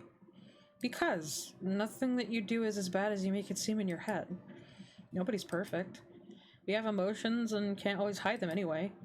But you always amplify things in your head. Your mind turns a light rain shower into a hurricane. No. Wouldn't you hate me for something as terrible as that? Why would I hate you? I can't hate someone for having emotions. What kind of friend would do that? Friend, you say? Yudi lifts her head. Jelliora, I really like being friends with you. Thanks, Yudi. I like being friends with you too. I feel kind of awkward saying something like that, but I'm doing my best to help Yudi feel better. Anyway, yeah. Shall we go? Yeah. Yudi and I walk to the nearest water fountain. Once we fill up the water pitcher, we return to the classroom. Jelliora, do you like oolong tea? Yeah. Anything is fine. Very well. Yudi sets the temperature on the kettle to 200 degrees. Now it's time to get the teapot. You really do this. You really do this properly, don't you? Of course. I shouldn't do any less when I'm making tea for others, even if I'm not an expert on tea or anything. In that case, you'll only be even more impressed. Perhaps I will. Yudi fetches the teapot and begins measuring the tea leaves. To my surprise, she even starts humming a little to herself. You must be in a good mood now. Is that so? I was letting it show, and you noticed. I was doing a bit of thinking, and I decided that I would try expressing myself a little bit more. It turns out it's not very hard for me to do. When it's you who's around anyway. Ah! That's great, Yudi. Just don't push yourself too much. You're always worrying about me, Jelliora. It's very endearing. That's... Yudi wasn't kidding. I don't even know if I can keep up with this. I watch Yudi pour a cup of tea for each of us. Jelliora, I have another request. Do you mind if we sit on the floor today? Why is that? It's a little bit easier on my back. I can read with my back against the wall rather than bending over at my desk. Sorry, I didn't realize. No worries. I just have back pain fairly regularly, so I do my best to manage it. Is that so? I wonder why that is. It's most likely because your posture, right? Always hunched over like that while reading? Yes. I have terrible reading posture. So that's why we should sit on the floor. Fair enough. I'll just go ahead and get the book. Oh, Yudi, I feel you. What the fuck? Go away. What the hell? I don't want to see Trump. Get out of the way. What the fuck? What? Go away. Anyway, Yudi, I feel you. Shitty posture sucks because you have tits. I have some chocolate as well. It's a bag of small chocolate candies that I kept hidden from Sayadi's candy radar. I take it since it'll go well with the tea. Yudi and I then stood against the wall, teacups at our sides. As if in sync, we assume the same reading position as last time, each holding one half of the book. Excuse me. Except this time, our bodies are even closer to each other. I can't see too well. Hey, question. What? How long do you expect it to keep the stream going for? I am not 100% sure. If you want to go to bed, you can. Okay. This might be the last. This might be the last quote-unquote day, I guess. Yudi slides closer until her shoulders are touching. How am I supposed to focus on reading like this? Yudi was always kind of cute, but when she's being less apprehensive, it's almost more than I can handle. Your teacup. Yudi hands me my cup. Holding it with my hands, it's not holding the book. I end up in a position that makes it even harder to focus, because now I need to worry about making sure I don't accidentally touch her chest. Meanwhile, Yudi hasn't noticed a single thing. She wears her intense reading expression, and I can only presume the world around her has faded away. I use all of my willpower to focus on reading. After a few minutes, I finally managed to relax a little. I put the teacup between my legs and fumble with the chocolate wrapper. Sorry. I briefly let go of the book to finish opening the wrapper. You can have as much as you want. That's okay. I won't take any. Are you sure? Well, if I touch it, then it might get smudges on the pages. You're right. I didn't even think about that. My bad. No need to apologize. I'll hold the book, okay? Are you sure? Of course. Yuri opens the book with both hands. She holds it so that I don't have any harder of a time reading from it, but as a result, her left arm is practically resting on top of my leg. Well, in that case, Yuri is already totally focused on reading again. I take a chocolate candy and pop it into my mouth. Then I take another chocolate, and I hold it up to Yuri. She doesn't even look away from the book. She simply parts her lips as if the situation was completely natural. Aw, but that means I can't stop here. I apprehensively place the chocolate in her mouth. What the fuck kind of chocolate is that? Just like that, Yuri closed her lips over it. Yuri's expression suddenly breaks. Did I just... Yuri looks at me like she needs to confirm what just happened. Jelliora? Sorry. I guess I shouldn't have done that. Well, you were just helping. That's something that friends do, right? I mean, not really in this kind of context, but yeah. That's all it was. Yeah. Then, you don't need to stop or anything. I see. The situation has gotten really tense. Yuri tries to return to the book, but I can tell just by her expression that even she can't focus now. My heart is pounding.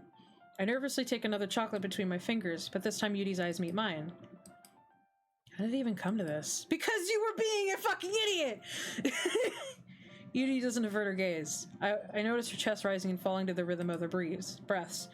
I raise my arm. Like before, Yuri parts her lips, but it's different this time. I take the chocolate and place it in her mouth. I feel her hot breath on my fingers. Okay, everyone!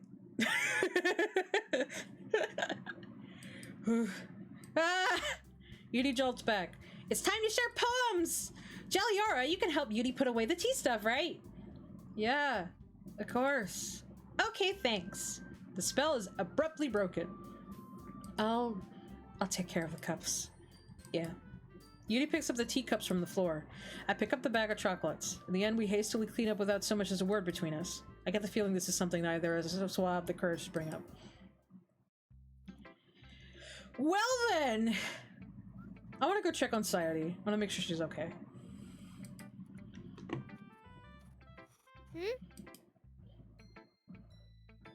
It's nice, I guess.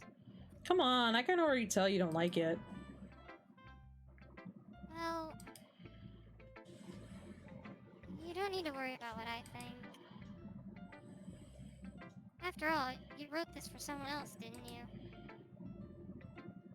Probably Yuri. Huh? Actually, I just randomly chose words this time. I didn't write this for anyone specifically. Maybe. That's not really what I meant, though. But it's okay. You're making new friends, just like I was hoping. That makes me really happy. And you're happy too, right? In this club?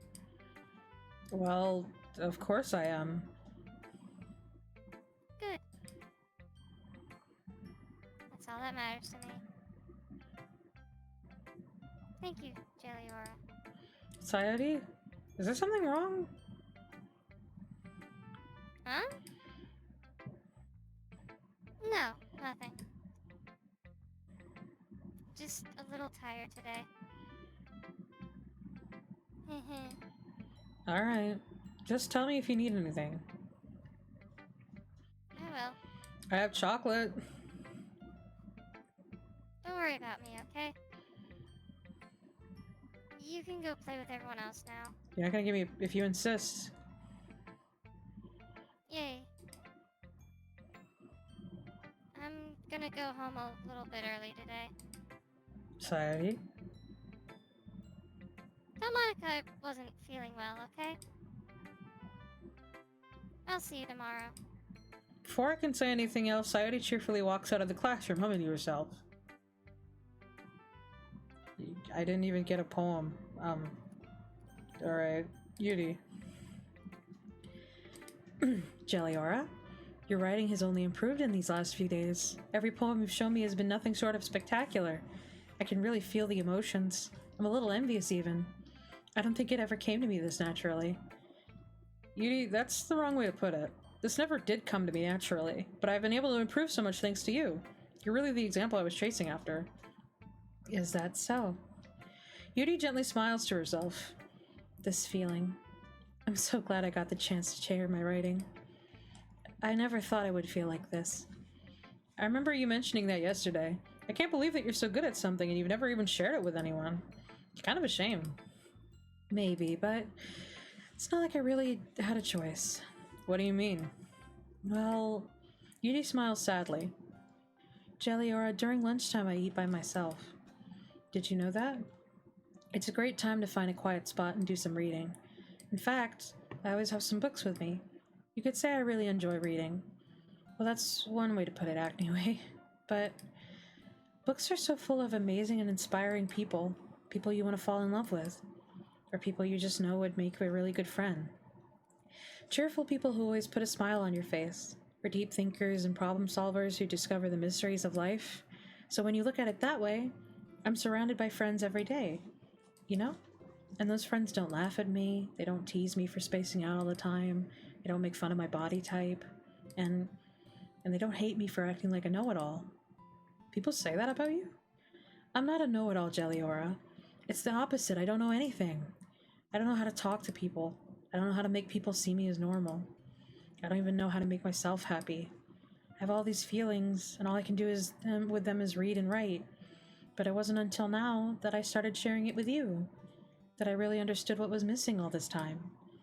But I haven't really done anything. No, that's wrong. Just being patient and respectful. That's really important to me. I know I'm a difficult person, Jelliora.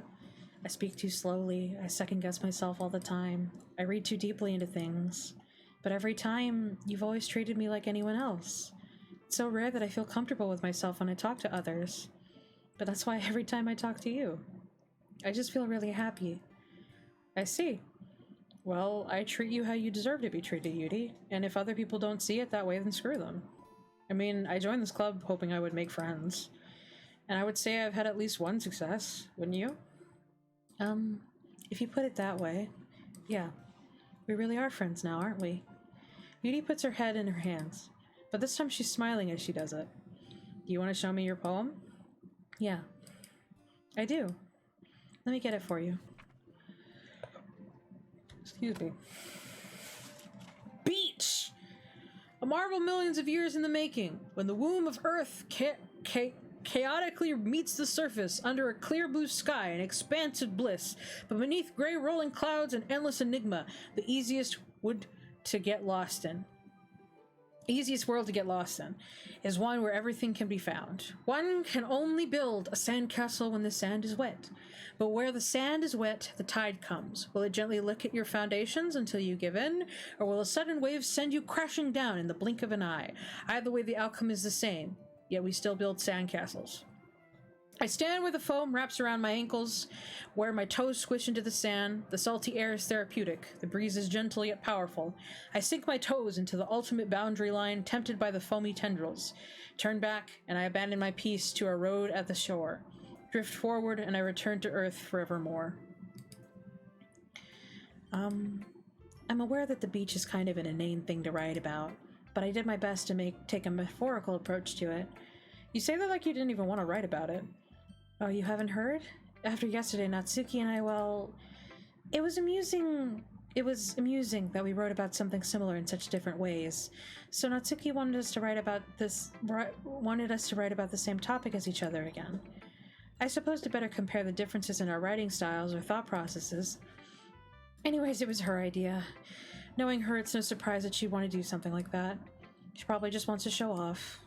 It's not like I have a particular interest in her writing style.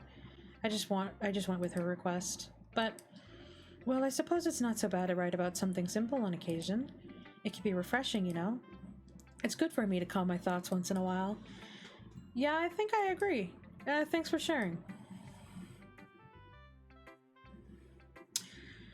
Let's go to Natsuki! Meh. I guess you haven't really learned anything after all. Well, fuck you too. Honestly, I don't know why I got my hopes up in the first place. What? I didn't think this one was that bad. What did I do wrong? Poems don't need to be all deep sounding to express something. It's going to just sound like you're forcing it unless you really don't suck at it. Honestly, don't bother trying to write poems like this until you're on Yuri's level. Natsuki stopped short all of a sudden.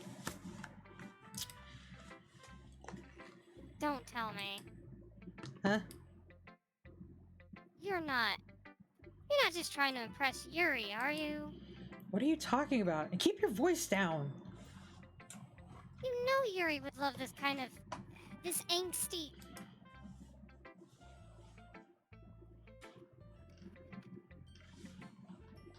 Just because she's a talented writer doesn't mean, looks like I'm in trouble. I somehow struck a nerve, though what I did is beyond me. I am so done with you. Natsuki shoves the poem I handed her back over to me. Take your stupid poem. If you write it for someone else, just don't show it to me. We're supposed to be showing it to each other. Ouch. This is what I get for letting a younger girl step into my business. Unless I was a mind reader, I was destined to be a world of pain from the start. At least Natsuki wasn't really the girl I was trying to impress in the first place. No one's giving me their poem! Everyone's just mad at me! Hi, Jelliora! Have you thought about what you want to submit to perform at the festival? Well, being in this club is one thing, but performing in front of a bunch of people, I'll have to give it some more thought. Okay, no pressure. But whatever you do, I'm sure it'll turn out great. It would also make me happy to see. Anyway, let's take a look at today's poem. Sure. I let Monica take the poem I'm holding in my hands. This one's good. It feels like you're not only getting more comfortable with your style, but the imagery is better than the last one I read. Just wondering, but have you been finding inspiration in Yudi's writing style? I guess so. You can't deny that she's talented. Yeah, totally. I think her poems are the most romantic. That's the best way to describe it. She's like a totally different person when she picks up a pen. I noticed that too. Or when she's talking about literature, it's like a light turns on inside her. Mm-hmm. Sadly, it's hard to get much personal conversation out of her. Trust me, I've tried. Who knows what goes on in that head of hers? I hope you don't mean that in a bad way. No, of course not. I just meant that I wish she didn't keep so much to herself. But still, defending her like that, you must be pretty into her. You completely misunderstood. Calm down, I'm kidding. Besides, I'm pretty sure she's already got a boyfriend. Wait, really? Yeah, a fictional one anyway. Monica kind of whispers that last part to me. It's just a hunch, but... Well, there's not really anything wrong with that. Oh, well, I know. I was just saying. Anyway, I'll share my poem with you now, alright? Alright. The Lady Who Knows Everything. An old tale tales of a lady who wanders earth. The lady who knows everything. A beautiful lady who has found every answer, all meaning, all purpose, and all that was ever sought. And here I am, a feather. Lost adrift, the sky, victim of the currents of the wind. Day after day I search with little hope, knowing legends don't exist. But when all else has failed me, when all others have turned away, the legend is all that remains. The last dim glimmering in the twilight sky. Until one day the wind ceases to blow. I fall, and I fall and fall, and fall even more, gentle as a feather, a dry quill, expressionless. But a hand catches me between the thumb and forefinger, the hand of a beautiful lady. I look at her eyes and find no end to her gaze. The lady who knows everything knows what I am thinking. Before I can speak, she responds in a hollow voice. I have found every answer, all of which amount to nothing. There is no meaning, there is no purpose, and we seek only the impossible. I am not your legend. Your legend does not exist. And with a breath, she blows me back afloat, and I pick up a gust of wind. Weren't you supposed to be writing about beaches? You know, I feel like... No, it was just Natsuki and Yuri. Oh, it was Natsuki and Yuri. Oh, okay. Well, I didn't even get to read about her fucking poem. I feel like learning and looking for answers are the sort of things that life gives meaning, give life meaning. Not to get too philosophical or anything, but it was kind of on my mind, so that's what I wrote about. I see. I never really put that much thought into it. In a way, it's almost paradoxical, because if we had all the answers, wouldn't the world start to lose its meaning? You know, there's one thing I noticed. It seems like everyone in the club prefers writing about things that are more sad than happy. Are you surprised? I mean, if everything was okay, we wouldn't really have anything to write about, would we? You got a point. You good? Humans aren't two-dimensional creatures. I think you'd know that better than anyone. I don't like the way you phrase that. You mean one-dimensional? Yeah, that. Anyway, here's Monica's writing tip of the day. Are you ever too shy to share your writing because you're afraid it's not that good? It can be really disheartening to get a lukewarm response to something you put so much time into. But if you find other people who enjoy writing, then sharing becomes a lot easier. Because instead of just telling you that your writing is good or okay or bad, they'll want to focus more on everything that went into it and the things you can work on. It's much more encouraging that way, and it will make you want to continue improving. It's almost like having your own little literature club, don't you think? That's my advice for today.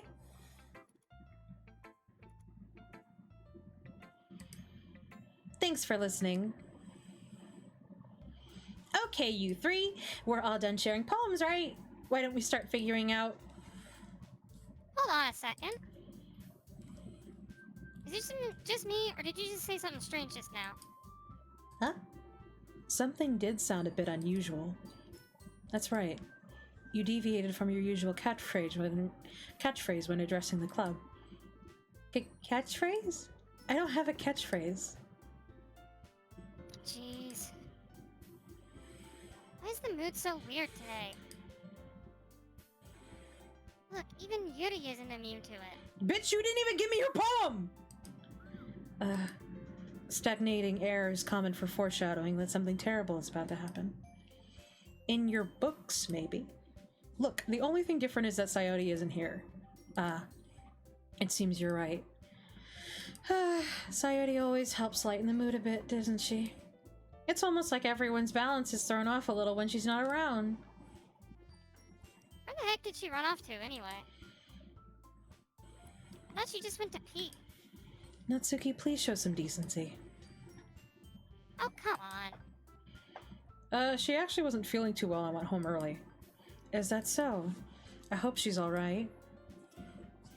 Seriously? Of all the times not to go home with her, you picked the time she's not feeling well? So much for you two being all lovey-dovey. No, first off, you misunderstood my friendship with Sayori. Second, she's kind of been avoiding me today, so I didn't want to force it. Oh? That curious expression coming from Yuri of all people? Calm down, guys. I talked to her earlier and everything is fine. What did she say? Anyway, we need to figure out the rest of the festival preparation, so let's decide what everyone will be doing this weekend. Kind of brushed that one off, didn't she? Kind of like, yeah. Kind of went, nope, fuck you. We're moving on. Good question. Anyway. just kind of left it there, huh? I don't trust you. You and your lack of nose. It's just a dot on your face.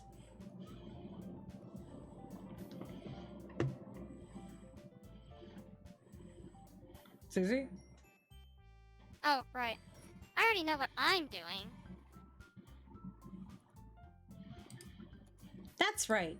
Natsuki will be making cupcakes, but we might need a lot of them in different flavors. Can you handle that all by yourself, Natsuki?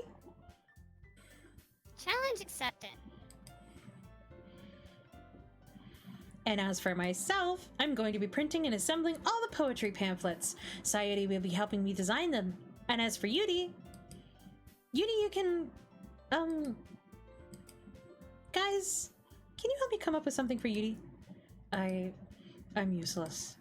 No, that's not it at all. You're the most talented person here, you know. Now Natsuki's pouting too? Jeez, even I can tell now. I guess I never gave Sayori enough credit, but I can tell things are even harder on you when she's not around. That may be the case. But if I can't also be a leader on my own, then I won't grow as a person. So Yuri, you have beautiful handwriting, you know? So you should make some banners and decorations to help set the atmosphere. Atmosphere? About that, I love atmosphere. Yudi's expression suddenly changes as she stares at her desk in focus and starts nodding to herself. Your mind is already racing, I see. That's great! You'll be a wonderful help, Yudi. But anyway, that just leaves you, Jelliora. The one who is truly useless. Don't say that. In fact, both Natsuki and Yudi have some pretty heavy tasks to handle. It would probably go a long way to give one of them a hand. You could always help me out as well. I would be really appreciative of that. Is Monica suggesting I spend the weekend with one of my club members? How on earth are they going to respond to a suggestion like that? I suppose I wouldn't mind a bit of help. Well, even if you don't know how to bake, there's always some dirty work I could give to you. It's not like Monica's gonna give me a choice, and you shouldn't be sitting on your butt anyway. Natsuki tries to mumble a bunch of excuses like that. If I recall, Natsuki, you mentioned that you like to handle the baking on your own. Jelliora may not like to be around if you only make him out to be a nuisance. So therefore, he may be more suited to assisting with the decorations. Hold on, I never said that. Girl! She trying to go for the kill! How hard could it be to make a few decorations anyway? Sounds more like you're just the one making excuses for Jelliora to. But what are you saying? It will be extremely meticulous work. And baking isn't? Just what do you think?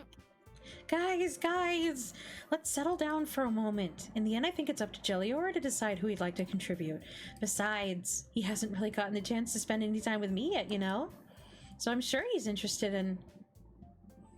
You literally just said. I'm surprised as well. Sorry. I was just saying, though. Jeez.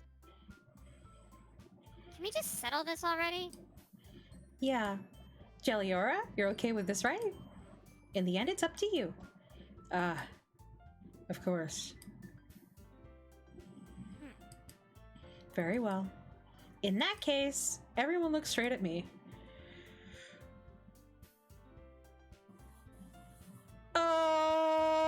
I'm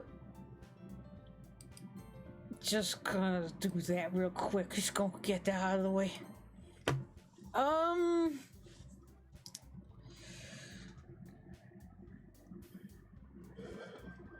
Any suggestions?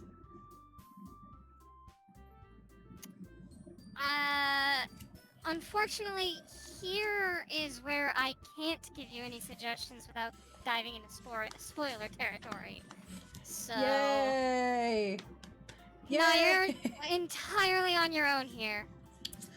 Let's see. I'm gonna approach this logically, right? Sayori and Monica are already working together to make the pamphlets. Natsuki's on her own making a fuck ton of cupcakes, and then Yudi is on her own making a bunch of banners, but she also has to decorate the whole place by herself.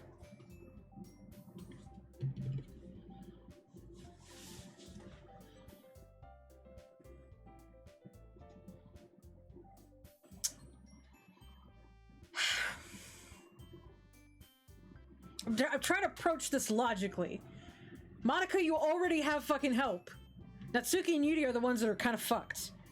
But, Yudi has to decorate a place by herself. Natsuki has to make a fuck ton of cupcakes. Granted, they are also just cupcakes. And that's not to say that it takes a lot of time to make cupcakes, but you can make batches of those. Well, just also bringing them. But you have parents. Do you not have parents? Does nobody have parents? Also, you're mean to me, like, all the time. Natsuki, you're mean to me all the time. I don't understand you, woman. I'm gonna go with Yudi. Well, I'll probably be most useful helping out Yudi. Me? Are you serious? Bitch, you wouldn't even let me help! Why would you? Natsuki, I can already tell you're about to say something mean. No. Just saying. If you want my help, ask me, bitch. Tell me to my face that you want me to help you out, okay?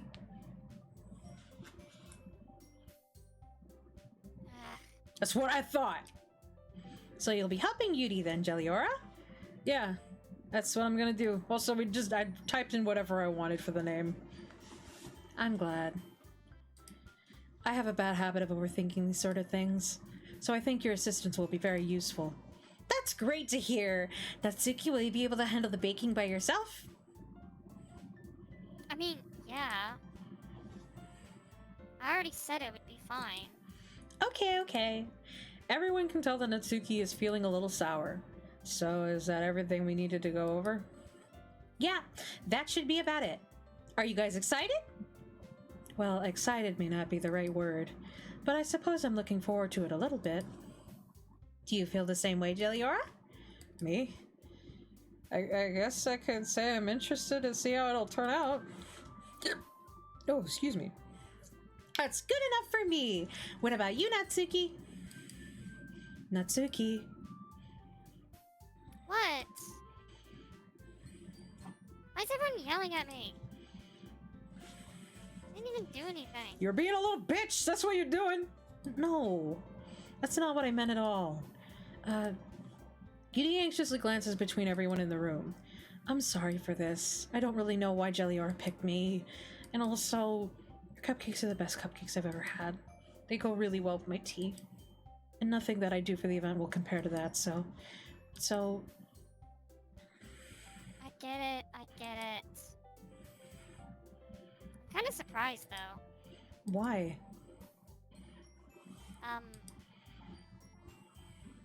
Well, I'm the one acting immature. I already know that. But you're trying to cheer me up all of a sudden? I know I'm not very good at it. I'm sorry if I said something bad. Natsuki isn't the only one surprised. Monika and I are also taken aback by Yuri's words. When she already has trouble with words, trying to cheer someone up must be far out of her comfort zone. But I begin to understand. Yuri was trying to sound like Sayori. Even if it didn't work perfectly, I can tell that she tried to say something Sayori would say at a time like this. Because Sayori always helps everyone smile and feel good about themselves. No. I kind of appreciate it. I'm sorry for making a big deal out of nothing. But I'm going to say this. You better bet that my cupcakes are going to be the best part of the whole event. I believe you. Yeah! I hope to see everyone do their best. But with that, there's nothing more for today. So I guess it's time for us to head out. Alright. Right, let's get out. Alright, let's get out of here then. Everyone packs up their things. Start to follow Monika and Natsuki out the door as they chat between each other. Huh? I turn around. Sorry. I realized that I didn't have any way of contacting you this weekend. Oh, you're right. I can't believe that slipped my mind. Should I give you my phone number?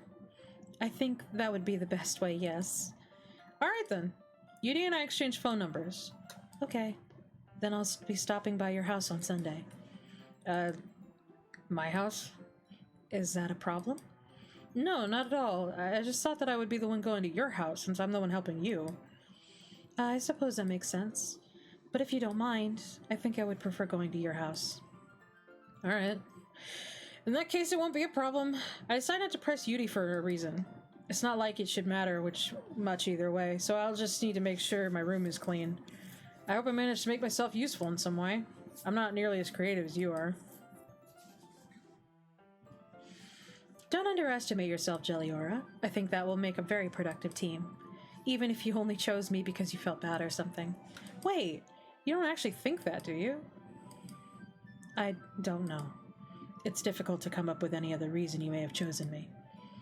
You're forgetting the one reason with the most common sense. I chose to help you because that's what I want to do. But Yuri thinks to herself an extremely tense expression. Yuri, you're overthinking this. You wanted me to point out when you're overthinking, right? I didn't realize. I'm telling you, I want to. That's all there is to it. Do you believe me? Yuri thinks really hard again. She looks straight into my eyes for a long while. I believe you. As if it took her tremendous effort, Yuri finally says that and relaxes her expression. And I'm really looking forward to Sunday. Yeah, I am too. After that exchange, I make my way out the door and Yuri follows. I can't believe this. Yuri is going to be coming to my house on Sunday? My anxiety shoots through the roof. Even though I've gotten pretty used to handling her at this point, there's no telling what might end up happening when we're outside of school. More than that, she told me she was looking forward to it. Is this a chance I have to make something happen between us? Or is it too early for that? Only time will tell. But until then, I won't be able to take my mind off it. I seriously can't wait. Alright! We're gonna leave it at that. Oh, how appropriate. Slot 4. Okay. Alright, so we have saved the game. We have saved the game. June 18th, 2022, 12:37. That's right now. I won't quit. I didn't think you would do that, but I'm an idiot. Alright. I am going to check on Twitch to try to raid somebody, so don't go anywhere after the ending screen pops up. I'm going to send you over to somebody. Pretty sure Crafty's still going. Well, I'll be sure to do that. I'm going to send you all over to somebody, so make sure you stay on so that I can send you to somebody. I will see you all probably tomorrow to play more Doki Doki Literature Club. So far, things haven't gone to shit. Let's see how far that lasts. How long that lasts. Goodbye, everybody! I know the answer to this.